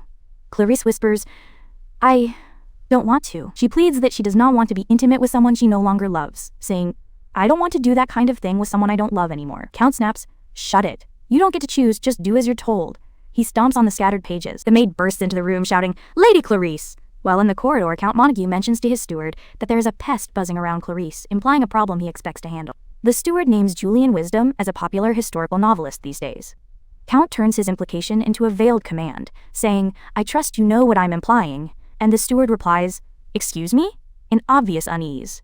Count suggests that if a novelist went mentally unstable and killed himself, no one would think it strange, planting the idea of staging Professor Wisdom's death. The steward, nervous, answers, "Understood." Of course. While something serious unfolds inside the mansion, Dion and the Copernicus triplets remain outside in the gardens at dusk, unaware of the abuse and the scheme taking shape within the estate. On the garden path, the 3 brothers circle Dion, who holds the doll Cindy. One of them blurts, "You're Professor Wisdom's child?" as recognition spreads among them. Ethan and Freddie pause, then remember their earlier break, in at Professor Wisdom's house and the doll they saw. Connecting the dots as Elias points at Cindy with dawning recognition. Dion hears the accusation and the trio insist they saw the doll during the break, shouting, "It's the talking doll!" Ethan demands, "What on earth is going on here? Mind giving us an explanation?" Dion finds himself cornered. Dion stands with Cindy clutched to his chest, beads of sweat on his face as the brothers swarm him and press for answers. The situation feels precarious as memories and accusations collide. Dion's mind races. Anyone suspected of lying about their background will be asked to leave the mansion, so he thinks, "No way, I can't let that happen." He decides to bluff his way through and keep his identity hidden, for now. The maid bursts into the garden, out of breath, and calls, "Dion!" She manages, "I finally found you," which interrupts the interrogation and gives Dion a brief reprieve. The maid requests Dion's presence for Lady Clarice, and the brothers speculate aloud, asking if she did something to him. Cindy sits quietly in his arms, eyes tracking every reaction as something about the scene feels off to the doll. Suddenly, the maid trembles and breaks into loud, hiccuping sobs. The triplets and Dion stare in surprise as her crying fills the garden with an unexpected outburst. The maid escorts Dion and Cindy back to Clarice's sitting room. Dion steels himself, thinking it's time to observe this enemy closely, while Clarice stands by the window clutching the damaged book to her chest. Clarice turns slowly, melancholic and clutching the torn pages. Dion notes that she appears demure and almost fragile, but he tells himself he knows better than to trust appearances as he prepares to act carefully. Dion tries to break the tension with a light line. "I heard you were looking for me?" Clarice's expression shifts to surprise at the doll, and Cindy internally panics at the thought that this woman may have seen her before. Clarice wails over the shredded pages, crying, "Why, my beloved favorite's masterpiece is in shreds!" Dion feels a flare of anger and thinks, "There's no way! Did this damn fox do this?" While Clarice's love for the book is painfully clear. Clarice says, "So you're the infamous Dion." The label stiffens him, and Cindy cautions, "Hang in there, Diana, no violence, remember, violence is bad." Clarice steps forward and offers a hand, and Dion takes it in a firm, formal gesture. Clarice clasps the broken novel to her chest and pleads, "This book is my treasure. Can you fix it?" Dion fumbles for an answer, visibly unnerved by the depth of her attachment and the request. She begs, "I'll pay as much as you want, so please save the book," and collapses to her knees with despair. The maid rushes forward, crying, "My lady!" while Dion and Cindy exchange looks at how much the book means to her. Dion answers, "Understood," and sets out tools on the table. Brushes, repair tape, scissors, paste, and a bone folder. Clarice and the maid watch in tense silence as he begins to mend the torn pages and stabilize the spine. Clarice asks where he learned such careful repair technique. A brief memory shows Dion practicing book restoration in a modest shop, and he replies, "I had no choice.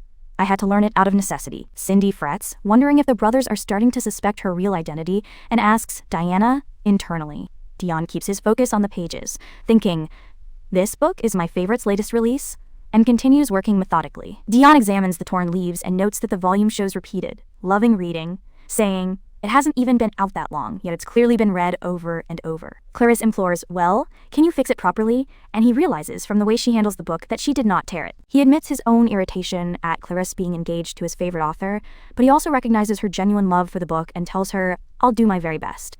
Then he resumes careful restoration. At dusk, Dion presents the repaired volume, saying, "All done, here you go." Clarice and the maid accept it, thanking him, "Thank you."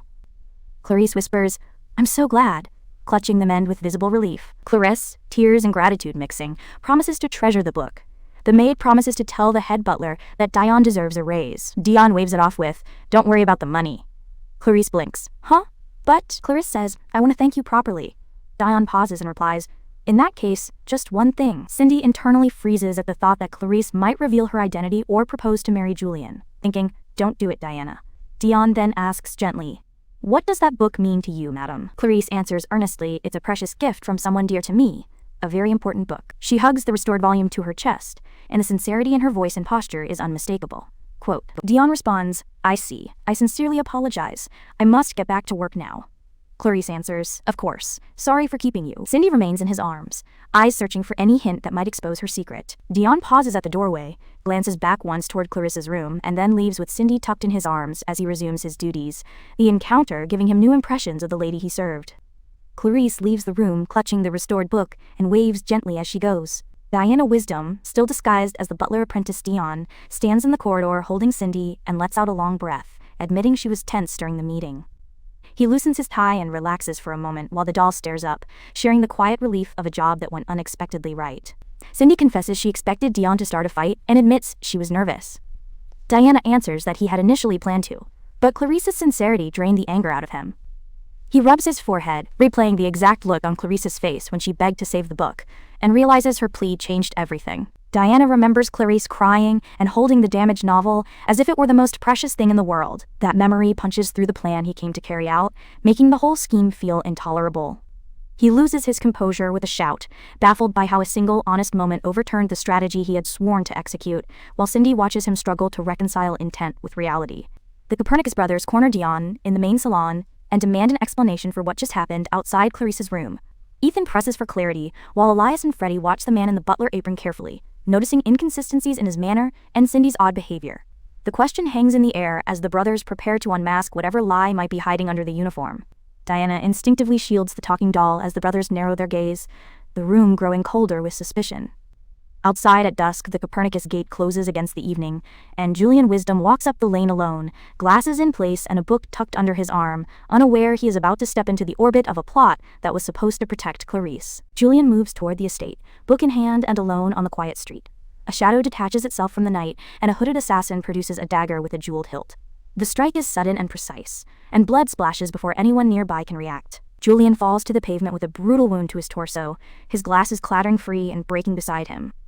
No one stands between the assassin and the fleeing figure, and the street is left with the echo of violence and a fallen scholar who will not be moving on his own soon. Back in the salon, the tension returns as Ethan gestures to a seat and insists Dion take it so the conversation can continue. Diana protests, presenting himself as nothing more than a servant, even as the brothers' faces make clear they have already seen through the act. Cindy perches on his arm, silent and alert, while the men prepare to demand answers about why a talking doll and a supposed apprentice turned up inside their house. Freddie relaxes with a small smile while Elias remains unreadable, and Ethan leans forward, calm but firm, announcing that the disguise is no longer necessary.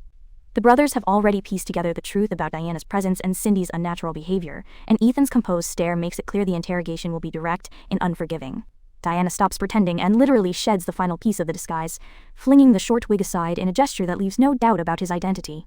Cindy snatches the wig from the air, eyes wide, and the salon falls into the new reality that the butler apprentice was a woman playing a role all along. Diana straightens and announces the truth with a bright, theatrical pride, enjoying the moment the brothers finally recognized her. Cindy watches with the quiet awareness of a doll who noticed every behavioral slip that betrayed the disguise. The brothers take it in without surprise, already shifting to the next question about motive and method. Ethan and Diana exchange a brisk, conspiratorial handshake that reads like an awkward piece between two devotees of the same author. Freddie brags that the talking doll was the giveaway, puffing up at his own cleverness while Cindy scowls at his smugness. The brothers savor the small victory of recognition, but larger questions still hang over the room. Cindy notes that Elias was the first to call out Diana without hesitation and wonders if he has a knack for seeing through facades. Elias remains immovable and inscrutable, watching the doll and the revealed woman with the cool distance that has served the family well. The conversation tightens as everyone moves toward the real reason Diana infiltrated the mansion. Elias holds Diana's gaze for a long beat, making it clear he does not trust easy answers.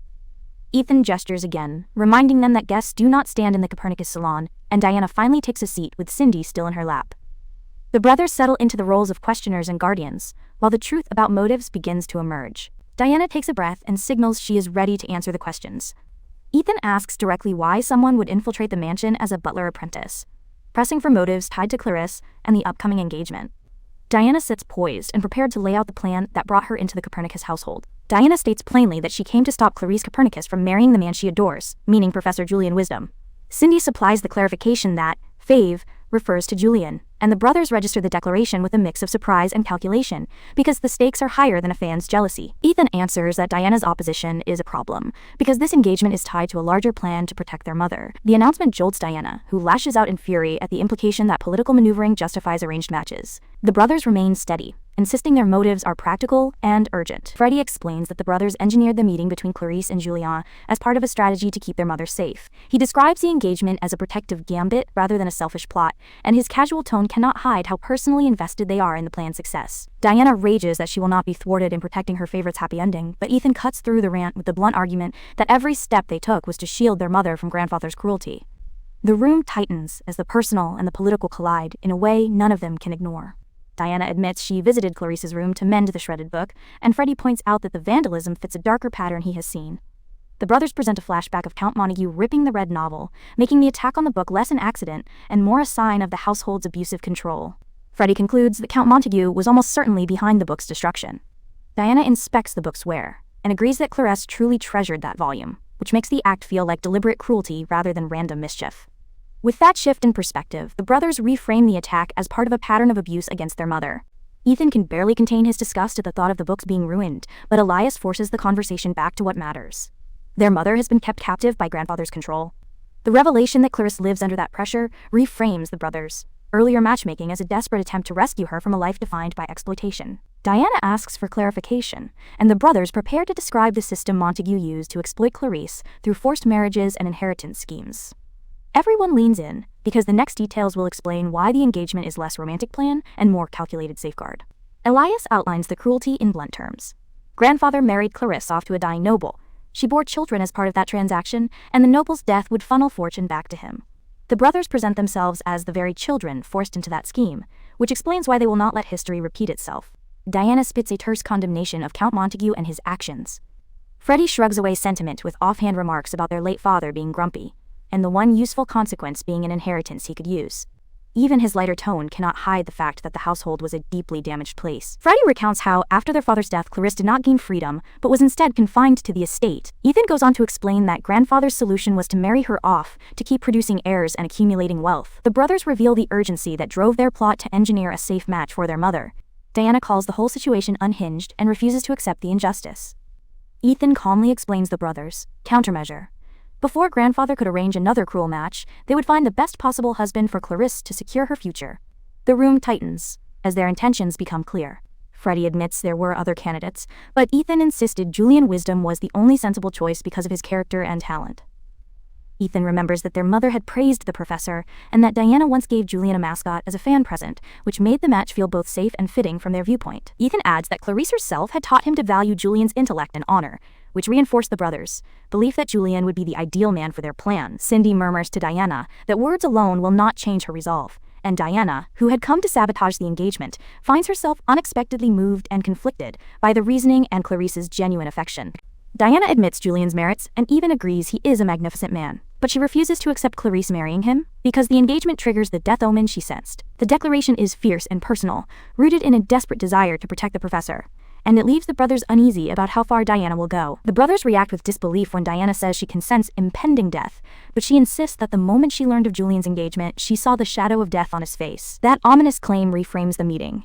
If the omen is real, the engagement is not just a political problem, it is an active threat to Julian's life. Ethan responds with alarm, and Elias and Freddie exchange quick looks before Freddie reveals they had anticipated risks and assigned a knight to guard Julian. Diana, stunned, asks when that detail was arranged, and the brothers turn their attention to the knight who has been outside watching events unfold. Elias remarks that the knight's shift change should have occurred, but the man never returned, and the salon goes still. A bloodied guard then bursts in panting for Lord Elias and collapses, announcing that something has gone terribly wrong while the brothers scramble to gather the facts. The knight struggles to speak but finally reports that Julian Wisdom was attacked by someone on the road, that he is unconscious, and that his condition is critical. The words land like a physical blow, and Diana and Cindy go silent as the omen Diana feared begins to come true before their eyes. The knight repeats the grim news for anyone who missed it. Julian was attacked and is in critical condition. The salon fills with shocked silence, and then with urgent movement, as the brothers and staff prepare to act while Diana stands frozen, realizing how quickly the very thing she feared has begun to unfold. Diana bolts down the hall, grabbing the nearest staffer and demanding answers about her favorite's condition. The servant looks confused by the term fave, so Cindy steps in and defines it for the room as meaning Professor Wisdom, which earns a small approving nod from Ethan for the doll's quick clarification. Diana returns to the salon with Cindy clutched tight and demands a straightforward report. Ethan turns to the wounded knight and presses him for details, while Freddie and Elias exchange worried looks, sensing that the situation outside is worse than any of them expected. Ethan cannot hide his anger that Julian fell into danger despite assigned guards, and he demands an explanation. The knight hesitates, then begins to recount his patrols and surveillance outside the Copernicus Gate, which leads into the flashback of what transpired on the street that night. In the flashback, Julian pauses, sensing something wrong, and asking if he is being followed. The knight explains he was tailing Julian closely as usual, and an eerie, shadowy presence began to appear around them as night closed in. That feeling of wrongness escalated into violence before either of them could fully react. The knight looks up and sees a hooded figure closing in behind him, and then pain explodes across his head as the attacker strikes him from behind. He staggers, dazed and bleeding, and the sudden blow knocks him out of the chase just long enough for the assassin to gain the advantage. The knight glimpses the assassin bearing Julian's limp form and shouts for the professor as he leaps to intervene. The attacker slips a small device and vanishes into the night, while the knight wrestles Julian down to safety on the paving stones and cradles him, desperately calling for the professor to hold on. The knight manages to tackle the attacker and wrench Julian free from the assassin's grip, but the assailant triggers a device and disappears into shadow. Left on the ground with the wounded professor, the knight cradles Julian's broken body and begs him to stay conscious while blood darkens the stones beneath them. Elias sits with an expression of controlled fury and asks whether the culprit truly escaped. The knight falls to his knees in apology, saying he was more worried about Julian's injuries than pursuit, and the brothers swarm him, demanding to know what was left undone and what must be done next. The knight explains he transported Julian to a clinic in town and left him in the surgeon's hands, but the details are grim. Ethan grabs the man and forces out the truth, and the knight reports the surgeon's assessment. Julian's chances of surviving the operation stand at roughly 50-50, which throws everyone into stunned, urgent silence. Diana stands numb as the odds are named, and the possibility of Julian's death becomes painfully concrete. She realizes that she came all the way here to prevent exactly this outcome, and that fate, if such a thing can be trusted, may already be moving against them. The revelation settles over the salon like a heavy fog. Ethan announces he must leave for the hospital immediately, and the other brothers insist on coming along, so Ethan orders a carriage prepared at once. Clarice appears at the doorway, startled by the commotion, and rushes forward to demand what has happened to the man she cares about. Clarice seizes Ethan's sleeve and pleads frantic questions about Julian's condition, voice trembling with sheer panic. The brothers exchange brief, sober looks because the explanation will break her if they do not handle it carefully, but there is no time for delicate phrasing when a life hangs in the balance. Ethan tells Clarice bluntly that Professor Wisdom was attacked and is in critical condition. The news hits her like a physical blow, and she collapses to her knees, collapsing into Ethan's arms as he catches her and calls out for help, the reality of the threat crushing her composure. Clarice clings to Ethan and sobs that she cannot imagine life if Julian dies, her voice raw with terror and pleading. Staff and the brothers try to soothe her, insisting that the surgeons will do their best, but Diana stands apart and watches Clarice's genuine grief with a dawning recognition that this is not scheming, but heartbreak. Diana watches Clarice through a new lens, remembering the woman's sincere care for books and tender moments with her sons, rather than the predatory behavior of the nobility Diana expected. Those memories push Diana to ask herself whether Clarice truly loves Professor Wisdom, and the question begins to change how she views everything that led to this night. The Copernicus brothers decide that standing here won't help and resolve to go see Professor Wisdom immediately. Clarice freezes at the commotion, and Diana reaches out, offering her hand to guide Clarice toward the clinic. Diana offers to go together with Clarice and takes the doll Cindy into her other arm as she steps forward. Clarice, eyes wet, thanks Diana, and murmurs the alias Dion as she lets Diana lead her through the corridor. The group reaches Julian Wisdom's private room, and Clarice stands at his bedside while the others wait. Clarice calls for the professor and shakes him awake, and Julian stirs, answering with recognition of her name. Clarice leans over Julian and sobs his name as she checks for signs of life. Cindy notes that this is already the second time Julian has almost died, and that the first attempt was stopped before. Ethan quietly taps Diana and asks if they should step outside to discuss what they heard. Ethan presses Diana to confirm that an engagement to the mother would put Julian at mortal risk, and asks whether that future is already locked in. Diana admits the danger and looks conflicted as the brothers weigh the implications. Cindy explains that Julian nearly died once before, and that Diana and the brothers prevented that earlier attempt.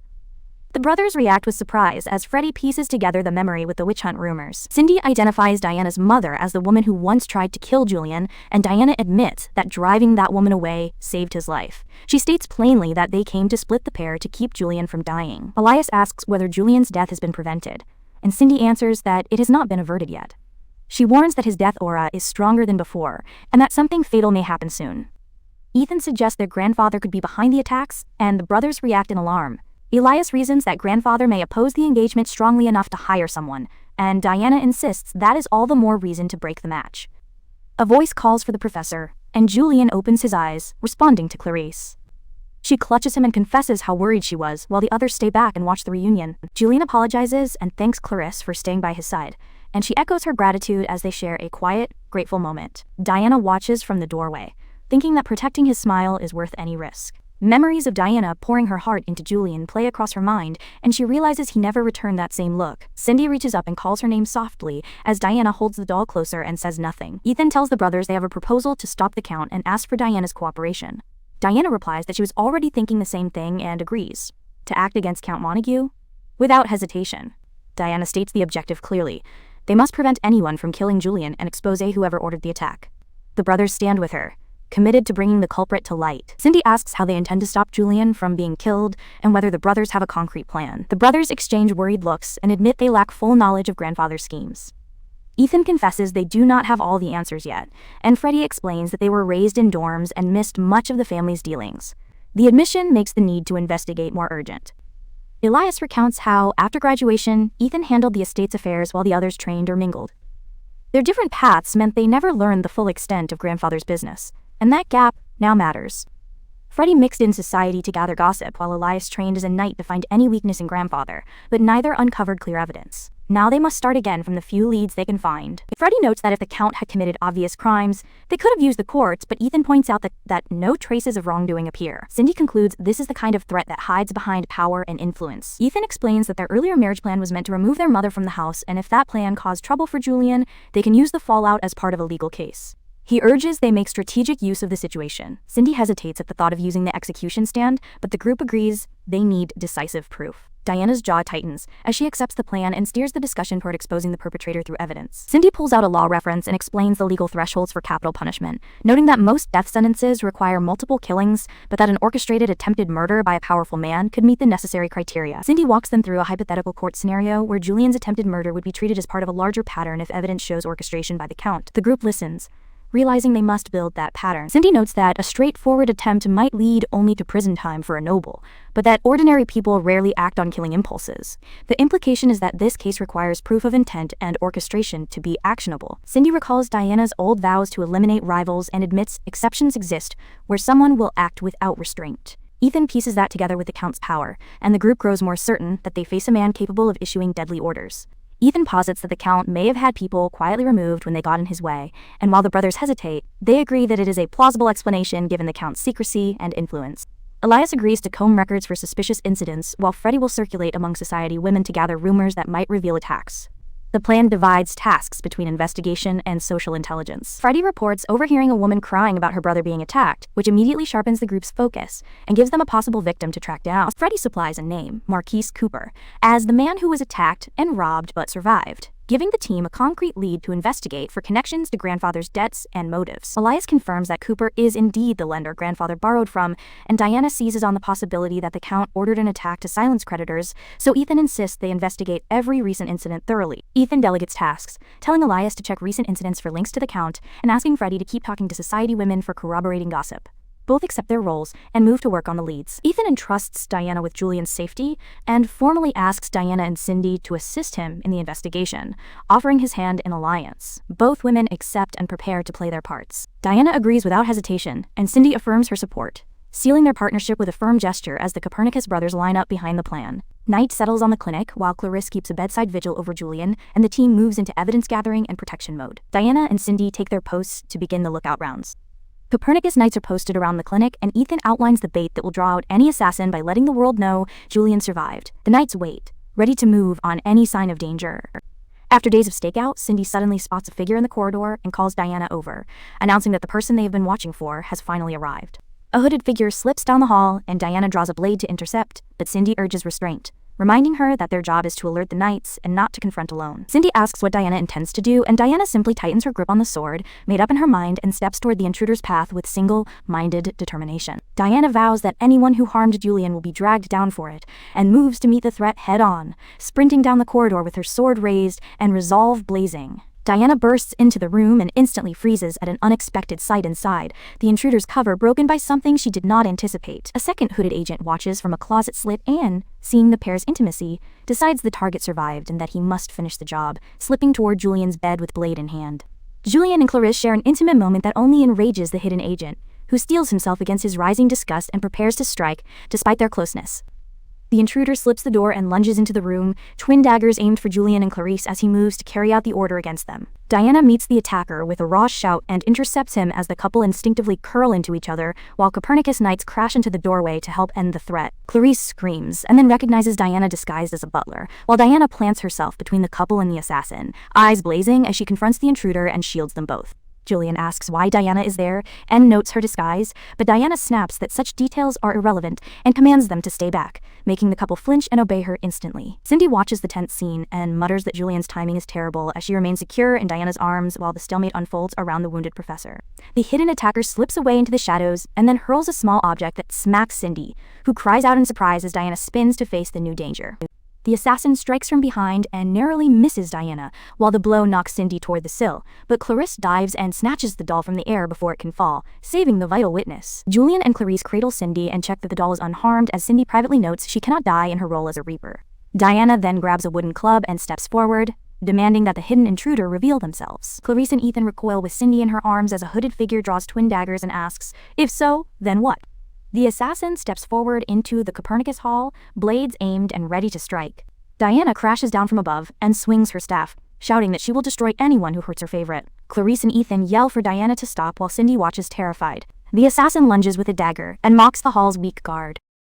Diana rushes in with her staff to meet the blade, thinking she might get sliced as the two clash beside the tall windows. Ethan smashes through the window and closes the distance in an instant, landing a punch that knocks the assassin off balance. He follows with another blow to keep the attacker from finishing the strike on Diana. The hooded attacker lies subdued on the floor while Clarice, clutching Cindy, gapes in disbelief and sputters Ethan's name. The question of why Ethan is here hangs in the room. Elias pins the attacker and secures his arms while Freddy strides in with a casual greeting and a grin.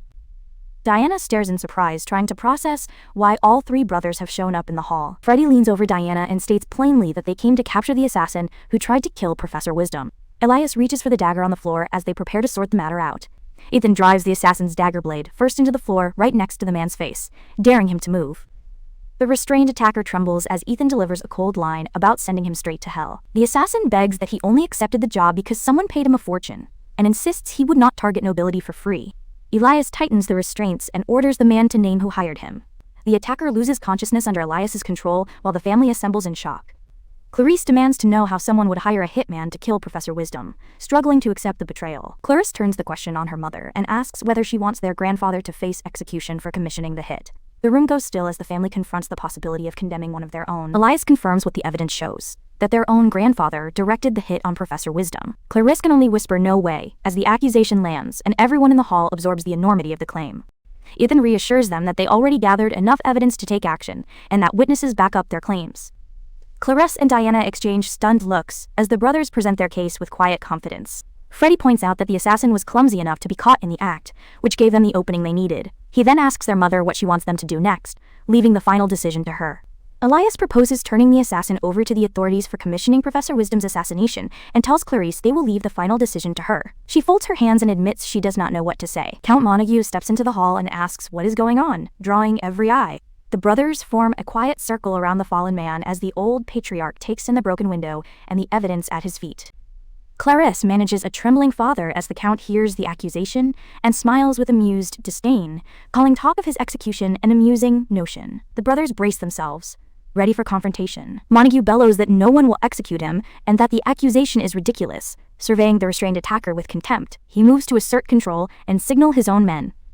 The Count tells Clarice she does not understand her role and warns that every decision she makes affects those she cares about. Clarice listens in silence as the weight of his words presses down on the family. The brothers respond in unison with cold fury at the suggestion of blackmail or excuses. Ethan refuses to forgive anyone who tried to harm Professor Julian and vows protection for his mentor.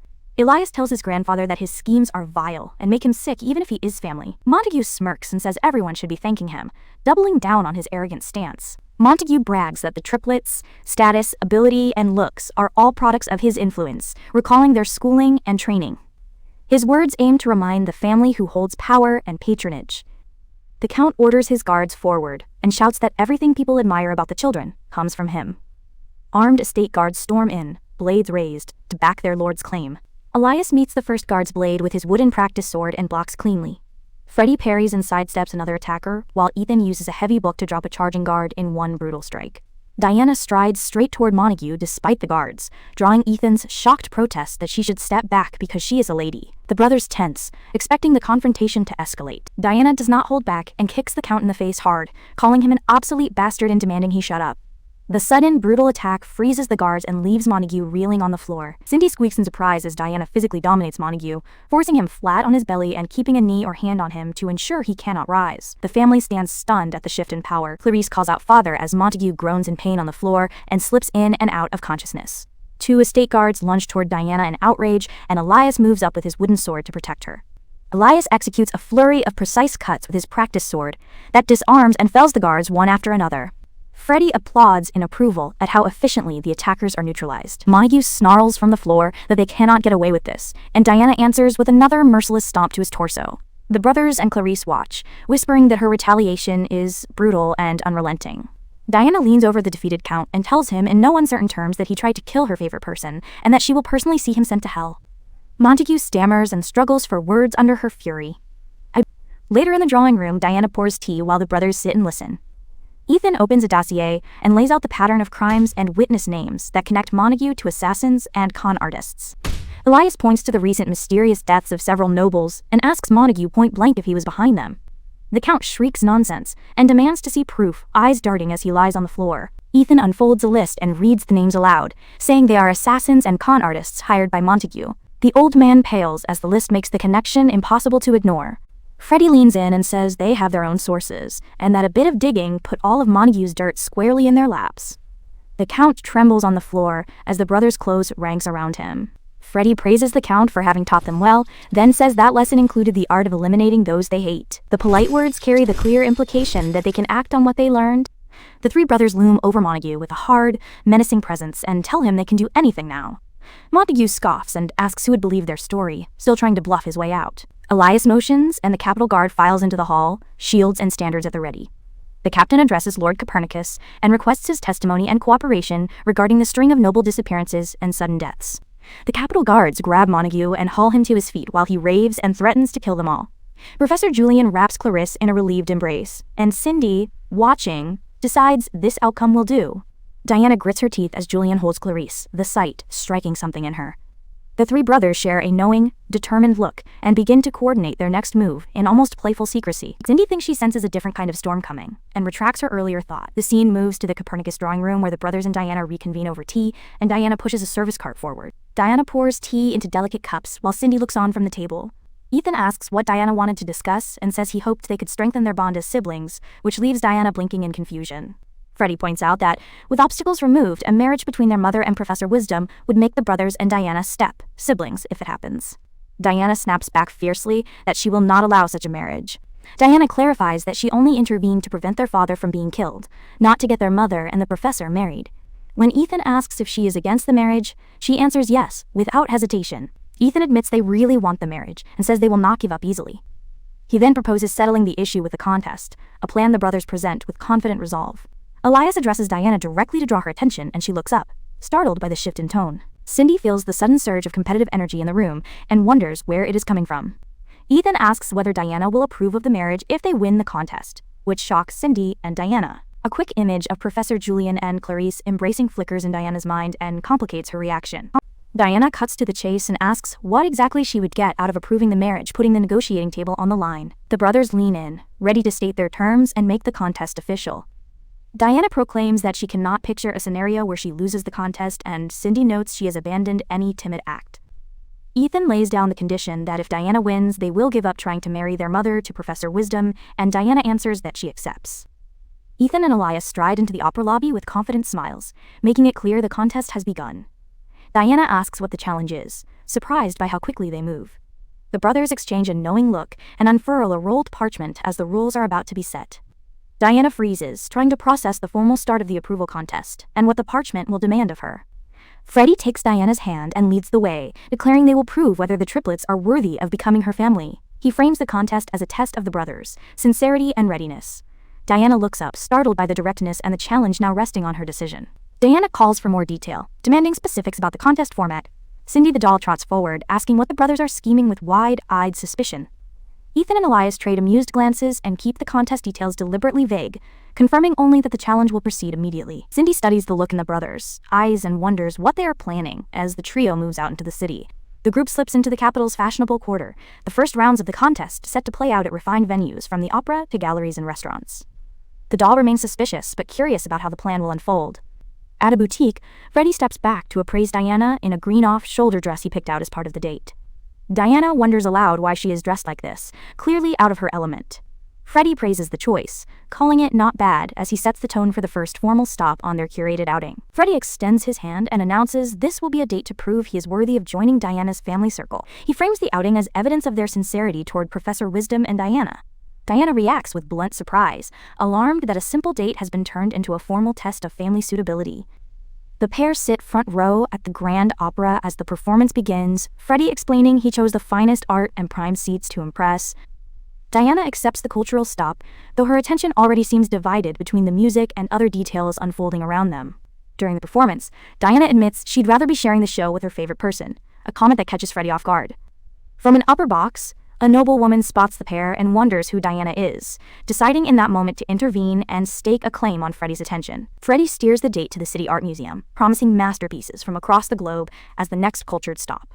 Diana follows along, polite but reserved, her interest in the itinerary limited as he tries a steady stream of refined attractions to win her favor. In a gallery room, Freddie notices Diana lingering over a particular portrait and offers to buy it if she wants. Diana reacts with a blush, identifying the subject as someone who looks exactly like her favorite, Professor Julian, and her focus shifts entirely to the resemblance rather than the gesture. Other visitors murmur as Diana and Freddie stand before the portrait, and a second noblewoman voices surprise at the girl's presence. Freddie senses the rising attention and smoothly suggests moving on to dinner, steering the date toward the final planned venue to avoid the mounting social friction. At a fine dining establishment, a 3-star chef's course arrives, and Diana's interest finally flares around the cuisine rather than the company. She savors the flavors and reacts with genuine delight, while Freddie quietly hopes the gourmet meal will capture enough attention to make the date a success. Diana calls for the chef, asking to speak with him directly, and the kitchen obliges. The chef arrives and Diana applauds the dish's perfection, grabbing his hand with unexpected enthusiasm to request the recipe so she can cook it for her favorite. Freddie watches, surprised by her forwardness. Diana declares the dish flawless and requests the recipe to cook it for the person she admires most.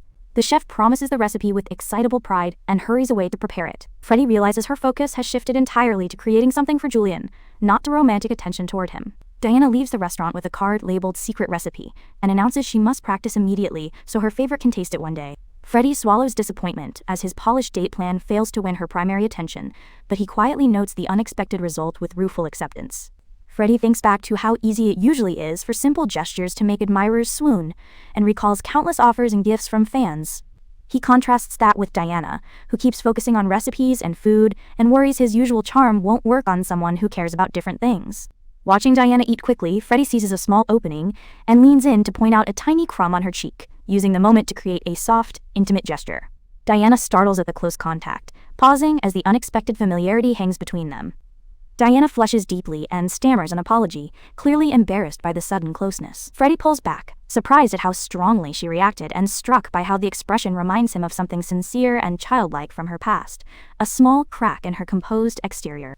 A flash of memory shows a toddler Diana having her cheek wiped by the man she calls Daddy, replying with cheerful thanks, and the memory folds back into the present, where two rival noblewomen glare across the dining room. One mutters a bitter question about who Diana is to Lord Freddie, escalating the social tension.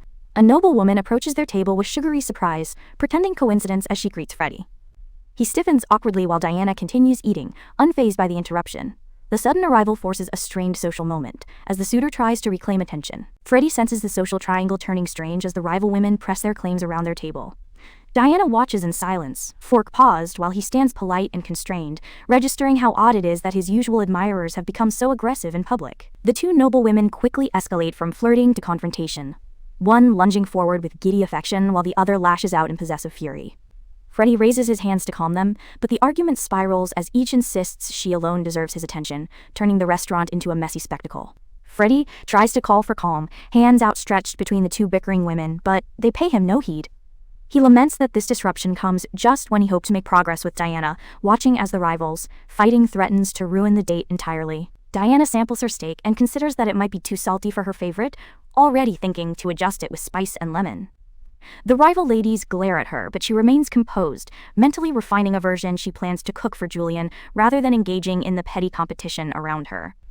Cindy reacts aloud in disbelief, asking if she heard correctly about what was just said, her tiny voice full of shock at the revelation retold to her. Ethan recalls the dangerous incident, where they saved Professor Wisdom from a witch, and says it was unforgettable. He and Elias kept imagining how much fun it would be if the professor and Deanna became part of their family, and Elias agrees, setting their approval contest into motion. Cindy warns the brothers that they do not fully know who Diana really is, cutting to a flashback of the child shouting that anyone who interferes with her love deserves to die while wielding toy swords. A companion doll scolds her for such crude words, and Ethan and Elias exchange startled looks, reassessing how intense Diana can be. Cindy reels at the brothers' casual reaction and wonders if they are hardcore masochists for pressing ahead despite Diana's intensity. Ethan and Elias remain undeterred, continuing to shape the contest and confident they can win Diana's approval despite the warning signs. Outside the restaurant at night, the two rival noblewomen huddle together and declare indignantly that the pink-haired girl is trying to steal Lord Freddie. They vow to do whatever it takes to keep him for themselves and plot to disrupt the date and reclaim his attention. Back at the table, the rivals' dramatic inner vow reads, "Over our dead bodies," as they glare across the room. Freddie thinks he might run into trouble tonight but is exasperated these two chose this moment. Diana eats peacefully, oblivious to the plotting going on around her. Freddie reflects on how his handsome face has always drawn admirers, offering tailor-made tuxedos, rare perfumes, and artisan pocket watches. Proposals and gifts arriving so often they feel routine. He has always deflected with grace, used to being the center of attention. The montage continues with glittering gemstones and luxury presents offered by persistent admirers, the crowd pleading for marriage and gifts. Freddie accepts the attention as part of his life, treating declarations with polite distance while the world around him remains eager to shower him with tokens. Freddie reasons that devoting himself to a single person would be a tragic loss to the world, so he politely accepts admirers' feelings without commitment. He reflects that these two noble women are a different breed of problem, more intrusive and confrontational than the usual fan. A flashback shows noble Lady A offering a jar of cream, claiming it was made just for him. Freddie declines, explaining a rule against accepting gifts, but she insists. When she opens the jar, a sinister purple aura leaks out, and he alarms at the idea this could be dark magic concealed as a gift. Noble Lady A swears the cream was made from the bottom of her heart while the jar's purple smoke flickers ominously. Freddie forces a nervous thank you, deciding to appease her in public and find a way to dispose of the item later, rather than cause a scene. At a tea salon crowded with admirers, Freddie asks to step out for a moment, citing the need for a brief break. He slips into the corridor to avoid further confrontations, thinking that one woman seemed intent on hex, like gifts, while the other behaved like a dangerously possessive fan. Walking the estate corridor with his steward, Freddie senses he is being followed and confirms it with the butler. Footsteps from behind grow closer, and he stops deliberately, ready to confront whoever has been trailing him through the halls. Freddie turns and asks aloud why someone has been following him this whole time, his voice echoing down the long corridor. He holds his ground and waits for the follower to step out and explain their presence. A noble woman emerges, eyes sparkling, convinced fate brought them together, and swoons at his presence. She declares she'll follow him anywhere, addressing him as Lord Freddie and clinging to him with giddy devotion, ignoring his discomfort and personal boundaries. When the woman clings to him, Freddie stammers an excuse that he needs to step away and quickly leaves the table to avoid further intrusion. He thinks over how brazen the stalking has been, and that if the rival women get any closer to Diana, she will be unnerved by their knife, like glares. Freddie decides he has to do something, as the two rivals stand and demand to know who Diana is to Lord Freddie. Diana looks up, not cowed, and answers with a stunned but sharp rebuke, prompting him to brace himself to step in and protect the date's fragile calm. The noblewomen escalate, one insisting Diana know her place, and the other crowning Freddie a living masterpiece, their words laced with entitlement. Diana absorbs their taunts, thinking she has seen this spoiled, possessive behavior before, while staff hover, ready to intervene if things worsen. Staff rush in, shouting for calm as the two noblewomen come to blows, patrons and servers scrambling to restrain them. Diana buries her face in her hands for a moment, then mutters that she understands why people obsess over such a narcissist, even while disliking the chaotic attention he draws. Diana slams her hand on the table, stands, and leans forward with authority to address the two rivals. She orders them not to half-ass their fangirling and calls them brats, preparing to lecture them on how true support for an idol should look, and why their behavior is harmful. The rivals and Freddie stare at Diana, stunned by her blunt command. She points at them and announces she will offer guidance on proper fan behavior, saying she understands both the appeal of his looks and why their entitlement damages his reputation, and that she will teach them how to be better supporters. Diana explains that a celebrity's reputation is tied directly to their fans, meaning their behavior reflects on him, and asks if they could live with the consequences of pushing him into a corner. The rivals fumble apologies, while Freddie listens with growing respect as she lays out the practical truth of public perception. Diana challenges them that if his fans act like arrogant gremlins, everyone will assume he is the same, and the rivals break into tearful pledges that they can't let that happen. Freddie quietly confesses he would be upset too, and Diana reaches out, taking their hands as she prepares to teach them how to fangirl responsibly. Diana points out the solution. If they truly care, they should learn to support him in ways that make him happy, not dehumanize him. Freddie is taken aback by how clearly she connects fandom to dignity, and the rivals look eager and hopeful as she offers to guide them. Diana promises to teach them the proper ways of fangirling so both idol and fans can truly be happy. Freddie's expression softens as he hears her offer, recognizing for the first time that she sees him as a real person with feelings rather than a pretty display, and the rivals eagerly embrace the chance to learn. Both rival women beg Diana to teach them, calling her master and pledging to change. They bow and clasp her hands in earnest gratitude, while Freddie watches, struck by how Diana understands that he has feelings too, and that treating him as a real person matters. His impression of her shifts toward admiration. The two noblewomen bow deeply and thank Lady Diana for her wisdom, promising to follow her guidance. Diana dismisses them with a small wave and instructs them to internalize the ways of true fangirling. Freddie watches from the curb, worried he missed a chance to show his cooler side today. Diana stretches and laughs that it was fun, admitting she imagined a world united with her favorite. Freddie stammers at first, then offers a quiet, pleased response at her happiness. He masks his nerves with a faint smile, glad she enjoyed the pilgrimage so far. Ethan arrives at the carriage and announces he's come to pick them up. Diana and Freddie turn together in surprise, calling his name. The Copernicus crest glints on the carriage door as the trio reunites to continue their visit to Fistoria. Ethan produces a copy of Professor Julian Wisdom's The Great Love of Fistoria and asks Diana to discuss it tomorrow. She eagerly accepts, thrilled to talk about her favorite. They walk ahead in easy conversation while Freddie lingers behind, thinking only quietly of his next chance. Freddie watches Diana walk off with Ethan and the book, tightening his resolve as he thinks through futile plans and decides he will win her heart by any means necessary. They arrive in the seaside town of Fistoria, and Ethan gestures to the promenade, explaining this is the setting of Julian Wisdom's masterpiece. Diana beams, clutching Cindy as if the town itself has stepped from the pages into real life. Diana cheers for the great love of Fistoria and agrees when Ethan outlines their next step. She pulls out an instant camera and declares they will pilgrimage to the sacred sites and honor the story, sealing the plan with enthusiastic thumbs up as Cindy mutters the word pilgrimage in disbelief. Cindy frowns and wonders what this pilgrimage business even is. The concept is explained as a noble ritual of visiting places featured in a beloved work to experience the world through its characters, a practice that turns fandom into a shared, almost sacred exercise. Diana takes it all in excitedly, while Cindy reads the book with a doubtful expression. Ethan explains that pilgrimages let fans walk the world of a story and share emotions with others who care, which strengthens camaraderie and deepens satisfaction. On the beach, a statue from the novel draws their cameras as Ethan crouches for a perfect shot and Diana fires off instant photos. Cindy complains about wasting film, but Diana insists capturing every inch of their favorite world is the true mission of Julianites. Diana vows to pour every ounce of time, energy, and money into preserving these moments. Cindy warns that they can't possibly take everything home. Then a shop appears and both rush to it, eyes lighting up with the same delighted exclamation at the find. Diana runs ahead, dragging them toward a famous ice cream shop from the novel. They sit at a table by the water and clink mint cones, recreating the protagonist's scene and murmuring that the place matches the book's description perfectly. At the table, Diana reveals a star sand charm and Ethan shows the ring the protagonist nearly bought, marveling that the story's objects exist in real life. They cheer, "Long live sacred pilgrimages," together, prompting Cindy to note how eerily in sync the two of them are. Ethan is touched by the shared enthusiasm and admits it makes him happy. Diana declares them comrades bonded by their fandom, and, in the same breath, Ethan offers to be her big brother of sorts, so they can protect the shared joy. Cindy looks on, uncertain. Diana brushes off any romantic framing and calls their connection a soulful bond instead, the kind of spiritual link she believes in. Ethan's composure cracks at that phrasing. The idea lands on him like a sudden weight as he processes what she means. Memories surface of Ethan as a boy, devouring Professor Wisdom's novels, and desperately wanting someone to share that wonder with. He tried recommending the books to his peers but met indifference, which pushed him to study harder to spread the author's brilliance. Cindy mutters that Diana never listens, while Ethan watches her dash away and quietly admits he has always dreamed of moments like this, simple, shared scenes that make his childhood longing feel less lonely, and he follows her with a soft resolve.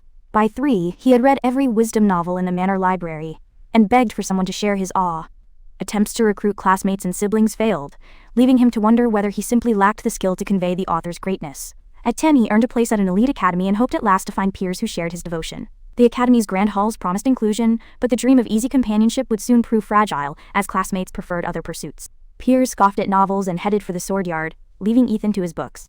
He concluded he needed to study harder to carry the professor's ideas to more people, pouring himself into learning until excellence became both shield and isolation. Relentless study paid off. He aced impossible exams and impressed everyone, but that very excellence widened the gap between him and potential friends. Success made him remarkable, not closer to the companionship he craved, and loneliness grew in its wake. Not finding a friend among classmates remained one of his biggest regrets until meeting a fellow fan in disguise at graduation. They exchanged a quick, conspiratorial handshake under a banner welcoming fans, a small moment that would later bloom into something meaningful.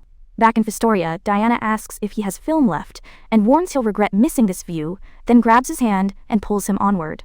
Ethan lets himself be led, the city unfolding like a story they get to inhabit together as Cindy rides in Diana's arm. Ethan finds that having someone beside you who shares a passion makes the world seem unexpectedly brighter. They run hand in hand toward the landmark from the novel, and for the first time, he feels how companionship can color everything beautiful. Diana kneels at a fountain snapping photos while Cindy sits on the praxa bench and watches. A brown-haired man approaches and Ethan recognizes him as Tule, an old classmate, which pulls attention back to the crowd around them. The man explains they were classmates, and that his fiancée loves the novel. He mentions a local legend that couples who visit the site together are forever bound, saying he brought her so they could share that fate. Diana listens closely, eyes on the book. The fiancé marvels at Diana's charm and jokes about marriage, which sends Ethan into a flustered denial, an awkward scramble to insist they are not husband and wife. Diana simply laughs and poses with her camera, unfazed by Ethan's embarrassment. Cindy studies Ethan's reaction, his startled look and the way his eyes follow Diana, and the doll wonders aloud if his expression might mean something deeper, connecting the sudden heat on his face with quiet, surprising emotions. Back home, Freddie stares into his mirror, unable to focus as thoughts of Diana and Ethan flit through his head. He worries over what the pair might be doing together and fights a rising jealousy that distracts him from everything else. He tells himself he will win Diana's affection and make her obsessed with him when she returns, repeating the promise as if to sot his own doubt. The vow both steadies and worries him, ambition mixed with raw, competitive longing. Elias trains methodically with the longsword, each precise cut a demonstration of discipline. He pauses to drink, steady his breath, and considers what it would take to be the reliable older brother figure he aspires to become for Diana. After the practice, he stands quietly, asking himself what more he must do to earn the role he imagines, how to protect and guide Diana like an older brother. The question settles into a steady, determined silence as he resumes his training. Ethan drifts into thought by the fountain, lost in memories and the new weight of the day. A classmate calls his name and jokes about his absent-mindedness, pulling him back to the present as he shakes off the reverie and readies himself to continue. The couple teases Ethan for still spacing out, and he protests half-heartedly while Diana flips the pages of the red novel, absorbed in finding the next landmark. Ethan watches her, quiet and a little breathless at how natural she is in her element. The couple mentions the boat scene and points out that the exact ride from the story is nearby. Diana consults the passage and compares it with the surroundings, turning the book's words into a real itinerary while Ethan follows along, measured and attentive. Diana brightens when the fiancé confirms his partner had recommended the book, proof that the story still moves real readers. Ethan watches that exchange with a private stir, the sight of her joy, like a small, unexpected gift he didn't know he needed. They gush that the boat scene brought them to tears, praising the world-building and emotional sweep. Ethan listens, proud of the author's reach, but also quietly pained. The book had once felt like his private treasure, and now it binds others to Diana in a way he hadn't anticipated. Diana and the fiancé clasp hands and recount the novel's lover's vow, breathless over the boat scene. The image of that night on the water floats between them like an echo, and Ethan feels the familiar ache, joy for her, and a new layer of longing he is only beginning to name. They decide to exchange contacts so the two readers can keep talking, and the classmate points them toward the boat route he praised. The group gathers itself and prepares to move on, Diana already eager to continue living the scenes they adore. A brief memory of tea with Diana and Cindy floats through Ethan's mind as the locals encourage them to visit the boat. Diana protests at first, she wants to keep talking, but then she laughs and agrees, swept up by the promise of another scene to recreate. The classmate cautions against interrupting the pair's private time, then points out the boat ride if they head straight from the square. His recommendation sells the idea. Diana's excitement escalates and the group starts toward the dock with eager steps. As the couple waves them off, Ethan begins to speak, but Diana suddenly dashes toward the dock, shouting that the sacred ground awaits. He scrambles from the square, calling for her to wait, and hustles after as Cindy and the camera come along. Ethan catches up and they board a small rowboat. He settles Cindy on Diana's lap while she drinks in the vista, declaring the view exactly as described in the novel. Ethan listens, part guardian and part spectator, as the lake opens around them. Diana asks if he agrees the scene matches the book, and Ethan responds softly that he does, feeling the moment deepen. Cindy watches them with quiet concern as the boat drifts, sensing the subtle currents changing between the two. Diana asks if he agrees the scene matches the book, and Ethan responds softly that he does, feeling the moment deepen. Cindy watches them with quiet concern as the boat drifts, sensing the subtle currents changing between the two. Ethan reflects that Diana's greatest devotion will always be the professor, and he himself still holds that author dear. He fingers the instant camera, aware that the real ache beneath his calm is the wish to make Diana smile for him alone. Ethan's chest tightens as he stares at the camera and admits quietly to himself that the feeling hurts. Cindy, perched on Diana's lap, tilts her head and asks if he's all right, her tiny voice cutting through his private storm. The boat lurches unexpectedly, and Cindy topples into the water with a splash. Diana and Ethan both cry out as the doll flails at the surface, the sudden emergency snapping every pretense of calm into instant raw action. Diana strips off outer layers without hesitation and dives after Cindy. Ethan shouts he'll save her and scrambles to the boat's edge, watching the dive as a huge spray marks the place where Diana disappears below, swimming determinedly toward the struggling doll. Fear spikes in Ethan as bubbles rise where Diana went under. If anything happened to her, he can't imagine bearing it. Then she breaks the surface, gasping and clutching Cindy safely above the water, and relief floods him in a staggering rush. Diana reaches up with Cindy in one arm and Ethan holds out his hand from the boat, urging her to take it. As she touches his fingers, he feels a quiet clarity settle over him, a new understanding about what matters most in that instant. Ethan steadies Diana against the railing and feels the ache in his chest deepen as their hands lock. She moves into his arms without words, and the world narrows to the two of them on the deck. He realizes with absolute clarity that he has fallen in love with her. Freddie bursts onto the estate grounds, hustling straight for Ethan with urgent energy. He calls out to Ethan and waits, alarmed and ready for answers. Freddie demands why Elias wasn't stopped, hands clenching on Ethan's shoulder in panic. Ethan answers that Elias only said he was going to the mountains, and Freddie argues that the location itself is reason to worry because it has every pretty scenic spot that attracts people. Freddie vents that Elias is a walking meathead who cares only about muscles and wouldn't pick some thoughtful romantic spot for a girl. He insists they go bring Diana back immediately, while Ethan remains calm and lets the worry register. Cindy panics at the train's destination and asks if Elias really plans to drag them up that huge mountain. Diana holds the doll and calls for his attention, while Elias sits silent, the twin wooden swords at his side suggesting the trip isn't purely sightseeing. Diana tells Cindy to stop fussing and calls Elias one of those gloomy types who thinks silence equals cool. She admits it's pointless, trying to get a reaction from him, while Elias registers the criticism quietly and keeps his distance. Elias advises saving energy when possible, and settles back as if to rest upright.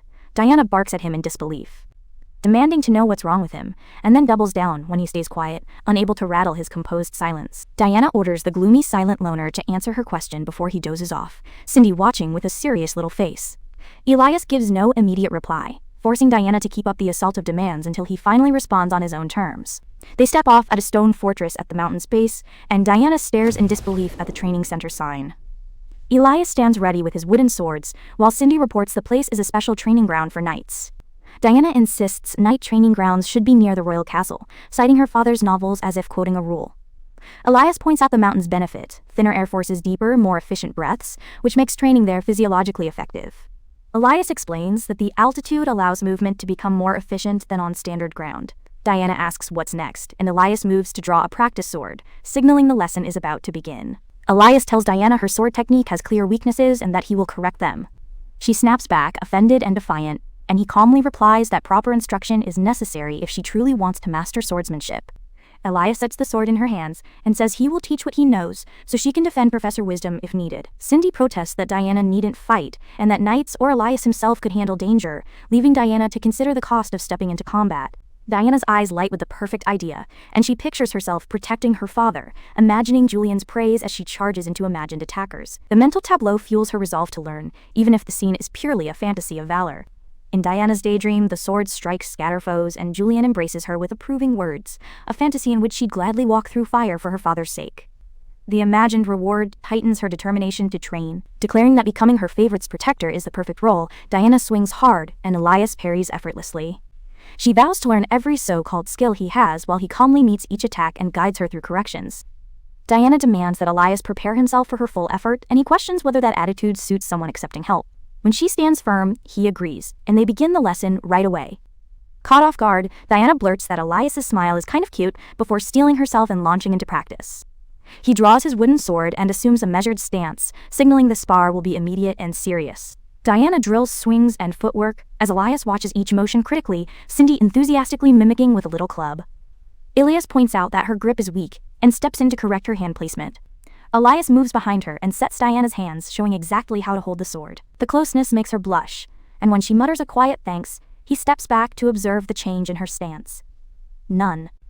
After a gentle corrective touch, Elias pats her progress with a small approving look, and Diana returns to the drills with renewed focus. Cindy whacks her stick with exaggerated enthusiasm as the two continue their practice under his calm guidance. The sparring round begins as Diana squares off against Elias, determined to test what the day's training taught her.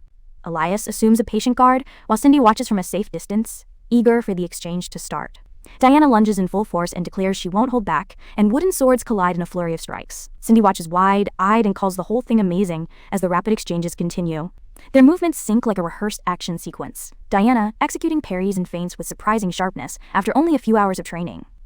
Elias's skill as a teacher is obvious in how he reads and refines her timing and counters. Cindy admires Elias and wants to learn from him as well, picturing herself getting stronger.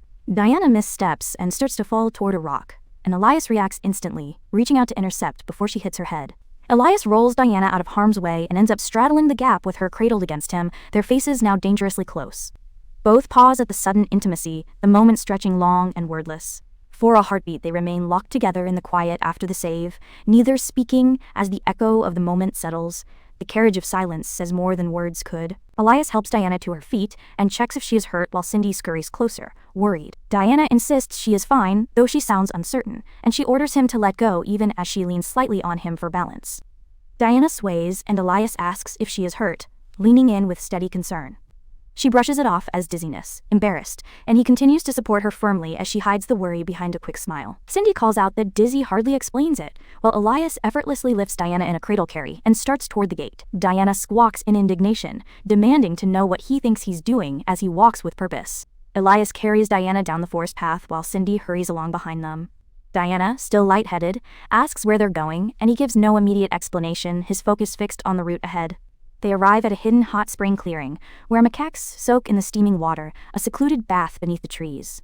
Diana snaps at Elias to answer her questions as they settle in, the night folding around the warm water. Diana scolds Elias for bringing them to a place she didn't expect, and he simply calls it a hot spring. She demands how he even found it, and he shrugs that he stumbled across it the other day, while she wonders briefly if the spot is a little slice of the game's Japanese setting. Diana eases her feet into the steaming water and sighs that it feels amazing as the warmth soothes her limbs. Elias notes that the spring heals wounds and aids recovery, and the three of them settle into a quiet, restorative pause. Cindy lists the standard onsen benefits and says the water cleared her fatigue just by stepping in. Elias watches the steam and admits he brought Diana here specifically for recovery, giving a practical reason beneath the gentle care. Elias tells Diana that she had been more tired than she let on, and that he only realized it when he carried her after the fall. She scowls and asks what that implies, while he simply explains how her stiffness and breath gave it away. He points out that her muscles were practically stiff from overexertion, and she wonders how he always figures things out so quickly. Inside, she admits she has been pushing through with medicine and pretending she was fine, a confession she keeps to herself. In memory of Elias deducing her identity surfaces, and Diana warns herself not to be fooled by a pretty face. She tells herself that charming men use looks to manipulate, and mutters that the whole thing must be a trap, scowling against her own softening heart. Under the moon, Diana lashes out, irritated by Elias's smug expression and refusing to accept that her beloved father is marrying his mother. Elias listens without offense, offering no argument as she rants and challenges the reality she fears. Elias replies that if she cannot accept the marriage, that's fine with him, a calm, disarming offer. Diana blinks in surprise, trying to parse his meaning, not expecting such simple permission. Elias takes Diana's hand and confesses that he has been more interested in her than in whatever relationship binds their parents, admitting the feeling has lasted a long time. Diana looks up in stunned silence, the admission landing between them. He leans closer and murmurs that if the situation proves too much for her, she should not force herself, a quiet, considerate line meant to ease her. Diana blushes and absorbs the kindness, caught off guard by how tender it feels. Elias offers to help Diana stop the wedding if she truly wants it, and she splutters in disbelief. He explains simply that he can get in their way when they are alone together, volunteering a practical form of interference rather than empty promises. Diana laughs at the idea, thinking his master plan almost funny, but then she falls quiet and admits she once believed only she could make her father happy. Elias watches her confession with a steady, unreadable expression. A flash of Julian smiling with Clarice pierces Diana, and she concedes that he never shows that smile for her. Tears come as she admits that realization, and she cannot help but feel the sting of truth, even as Elias remains a steady presence. When Diana trembles, Elias draws her into his shoulder and places a brief kiss on her head, a protective gesture that anchors her. She buries her face against him and breathes more evenly, finding a moment of fragile calm. He pats her hair again and again, holding her close until the quiet sobs subside. Diana lets the tears fall against his chest and slowly regains composure, the support offered in silence saying everything she needs. Cindy relaxes in the spring alongside the macaques and dozes, soothed by the warm water. Later on, the night train, Elias sits watchful with his swords, while Diana cradles Cindy and the carriage hums quietly as they head back. On the train, Diana struggles with embarrassment but manages to thank Elias for the day and for everything he did. Elias looks surprised by the simple gratitude while she braces, uncertain what else to say as the night carriage rocks on. Elias walks beside Diana toward the platform with twin swords slung across his back, answering the silence with a simple nothing. Diana thinks she will never understand quiet, mysterious types and admits they are not her type, and she follows him under the station arch into the night. Julian rushes onto the platform and calls Diana, who answers father in shock before he pulls her into a tight hug. Clarice stands close with Cindy in her arms, watching the reunion as Julian holds his daughter like he will not let go. Clarice cradles Cindy and observes as Julian breathes relief, thanking fate for Diana making it back safely. Diana melts into the embrace and closes her eyes, letting the quiet certainty of being home soothe her frayed nerves. Clarice watches with a gentle smile while Cindy pauses, sensing something unusual. The doll's perception sharpens, and it recognizes a death omen around Diana, a private alarm that goes unnoticed by the others as the family settles into the carriage. The convoy rattles through the night toward the Copernicus estate while Cindy stares at Diana, unsettled by the memory of the platform embrace. The doll keeps replaying that moment, trying to make sense of the faint thread of omen it detected earlier. Cindy studies Diana closely and confirms it saw a death aura earlier, then hesitates as it glances between the young woman and Clarice. The doll's expression tightens with concern, weighing whether to speak up while everyone else assumes exhaustion. Diana falls asleep against Julian on the carriage, small comforts masking the unease Cindy felt. The doll admits it sees nothing now and wonders if it imagined the omen, then follows the group as they arrive at the Copernicus forecourt, ready to step into the mansion. In the main hall, Julian pleads for Diana's blessing to marry Clarice, earnest and vulnerable. Clarice promises she will make him happy, and the assembled family and friends fall silent, waiting for Diana's answer as the weight of the moment rests on her shoulders. Cindy notes something is off because Diana did not react the way she normally would with a cutting insult. The doll's mental checklist clicks into place, and it grows anxious as the lack of an expected response sharpens the sense that something very wrong is happening.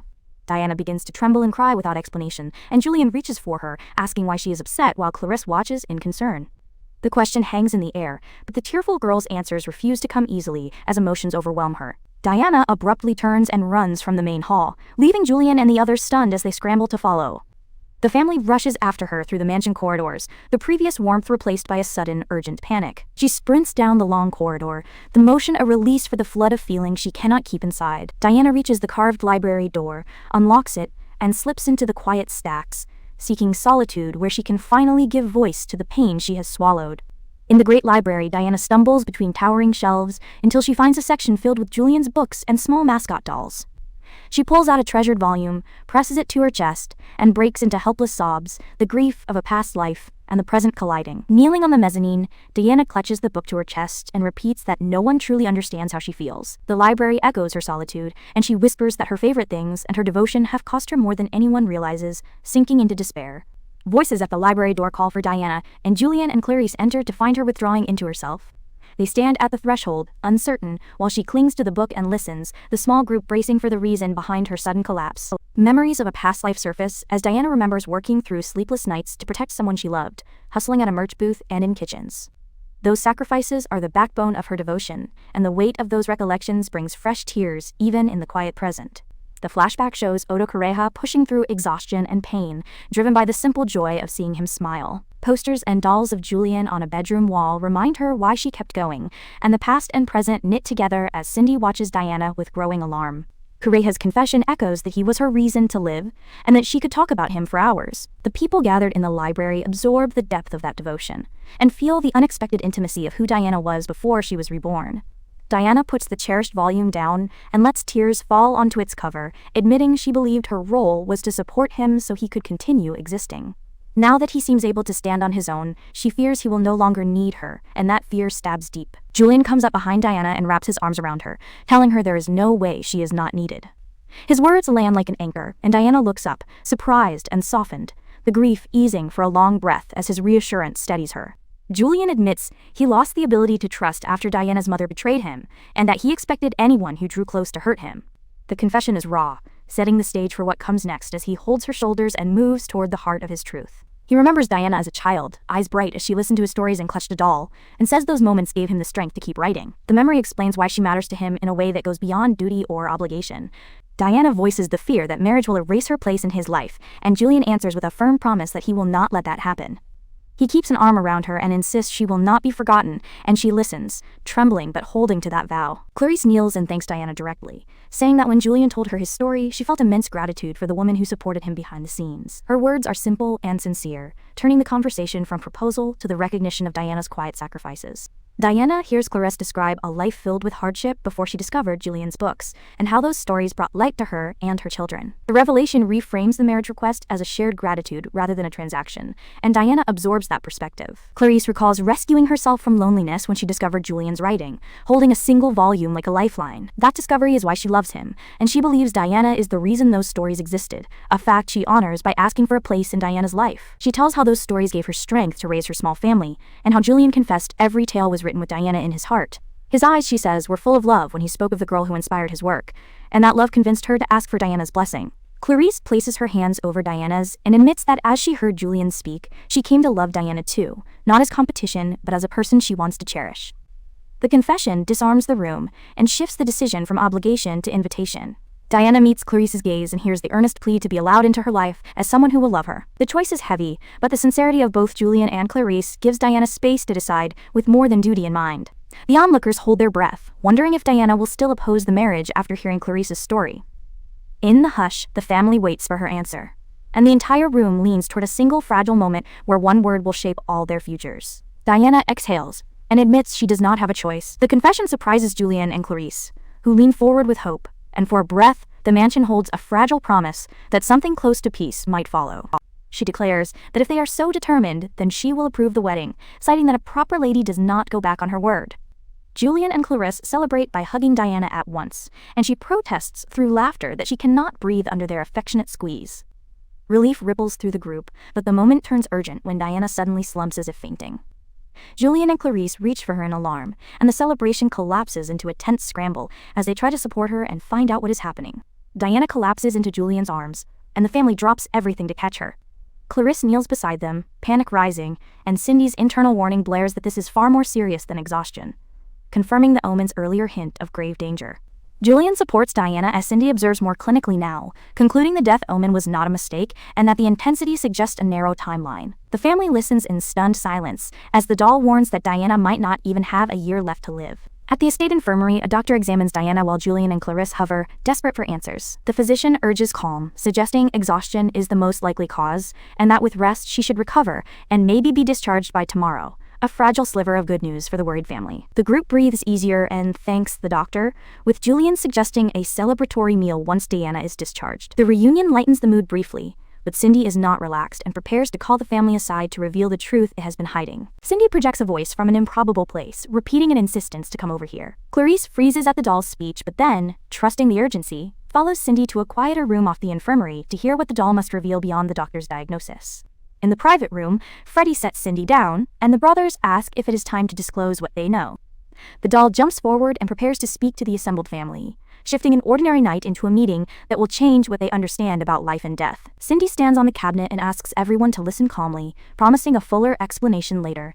If things continue as they have, the consequences will be dire, and the room leans in as the doll prepares to unveil the truths it guards. Cindy delivers the blunt statement that Diana will die, and the words crash into the room like ice water. Everyone present, Julian, Clarice, Ethan, Elias, Freddie, goes pale and breaks into a cold, stunned silence as panic and disbelief fight for control. Freddie and Ethan erupt at the thought that Diana could die, and Julian urgently asks how a doll could even speak. The question hangs awkwardly as the family tries to process both the impossibility of Cindy talking and the far worse prospect the doll has just described. Cindy apologizes for springing the revelation and then explains what it is, projecting the image of a white, suited figure at the gates of the afterlife.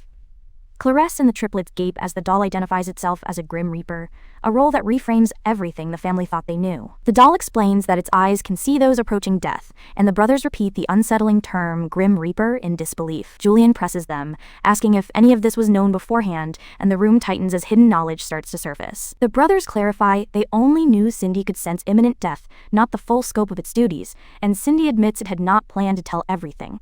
Now that Diana's life is at stake, the doll decides honesty is necessary, even if the truth is hard to hear. Cindy apologizes quietly at Diana's bedside, prompting Diana to snap awake and scold the doll not to spill her secrets. Cindy calms her, promising it can read the room and will not reveal everything at once, then begins to explain a story that spans death and rebirth. Cindy projects the figure it met at the afterlife and tells the group it encountered Diana's past self at the gates. The statement prompts Julian and Clarice to lean closer as the doll prepares to describe what happens when a life ends and how that connects to Diana now. The doll explains that when humans die, they rest briefly in the afterlife before beginning a new life, a cycle that usually continues unnoticed. Cindy admits uncertainty about how reincarnation works in this world, but reveals Diana's past, life identity, and that she died under unusual circumstances. Cindy concludes that Diana was once another person who died and was reborn here as Diana Wisdom, and then drops a harsher truth. The doll's mistake at the afterlife gate changed how that death unfolded. Julian and Clarice react in stunned silence at the admission of culpability. The death record for Oda Correa lists too little sleep and too much work as the cause of death, and the revelation lands heavy in the room. Diana lies in bed while the doll or Reaper explains that Kureha died from overwork, and that Diana is once again walking the same dangerous path.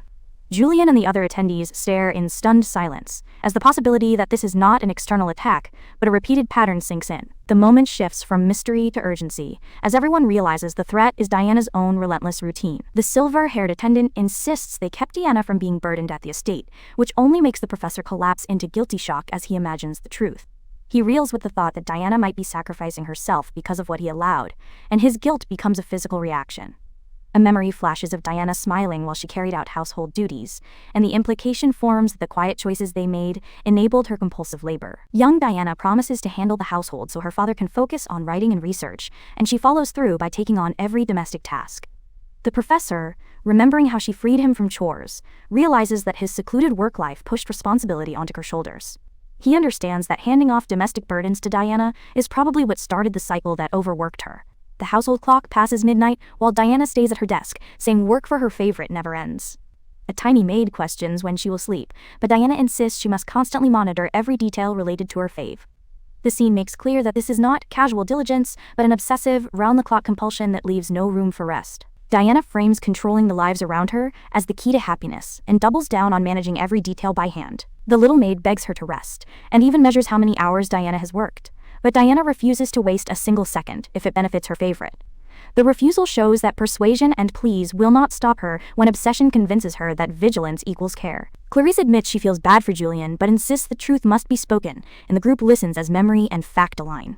In her past life, Diana worked herself to death for the people she loved, and in this life she has repeated the pattern by doing everything for her father and others. Julian erupts with a vow that he will not let history repeat itself, and that he will do whatever it takes to prevent Diana from dying the same way. The professor collapses at Diana's bedside, sobbing that he cannot let his sweet Diana die because of him. He promises in that raw moment to take on chores and share duties at home, so she will not carry the burden alone. The pledge is simple and earnest, born of guilt and a sudden willingness to change what he once accepted as normal. One of the men suggests Diana simply remain at the estate until she fully recovers, but the little maid shuts the idea down. She reminds them that this is the same girl who once dressed as a boy and snuck into the estate to save Julian, and that her original motivation included personal vendetta and trauma. The group realizes that asking Diana to lie down and rest may be unrealistic because her personality and past actions make obedience unlikely. The three men fall silent and realize the practical problem of trying to force Diana to rest. The little maid bluntly states that being kept from her favorite would feel like torture to Diana, and that she would fight to stay close. Diana's reactionary outburst in the room proves the risk, and everyone admits that containment could provoke destructive behavior rather than peaceful recovery. The professor clings to Diana and refuses to accept inaction, reasoning they cannot simply watch her die. A doctor or elder steps in and frames the decision as a duty that goes beyond blame and into parenthood. The enigmatic figure who oversees death declares that Diana is like a daughter to him as well, widening the circle of guardians who will intervene on her behalf. A memory of warm family moments underscores why those around Diana want her alive and well, because parents want to protect the happiness their children bring. The question becomes practical, rather than purely emotional. What in the world can make Diana actually rest? The tiny maid turns to Cindy for insight, and the group prepares to consider strategies that will respect Diana's psyche while keeping her safe. The dark-haired man suggests that alignment with Diana through shared interests could create a bridge to influence her behavior. He demonstrates by syncing with another fan figure and sealing it with a showy handshake, and the little maid is stunned by how well their fandom sync worked. He announces that he thinks he has figured out an approach that uses that connection to redirect Diana's compulsion without stripping her of proximity to what she values. Everyone gathers and listens as the plan coalesces around a single goal to stop Lady Diana from dying. The dark-haired leader lays out that their task is to protect her life by changing the triggers that push her toward overwork. The room fills with a new kind of resolve as parents, friends, and unlikely guardians prepare to act together to preserve Diana's life.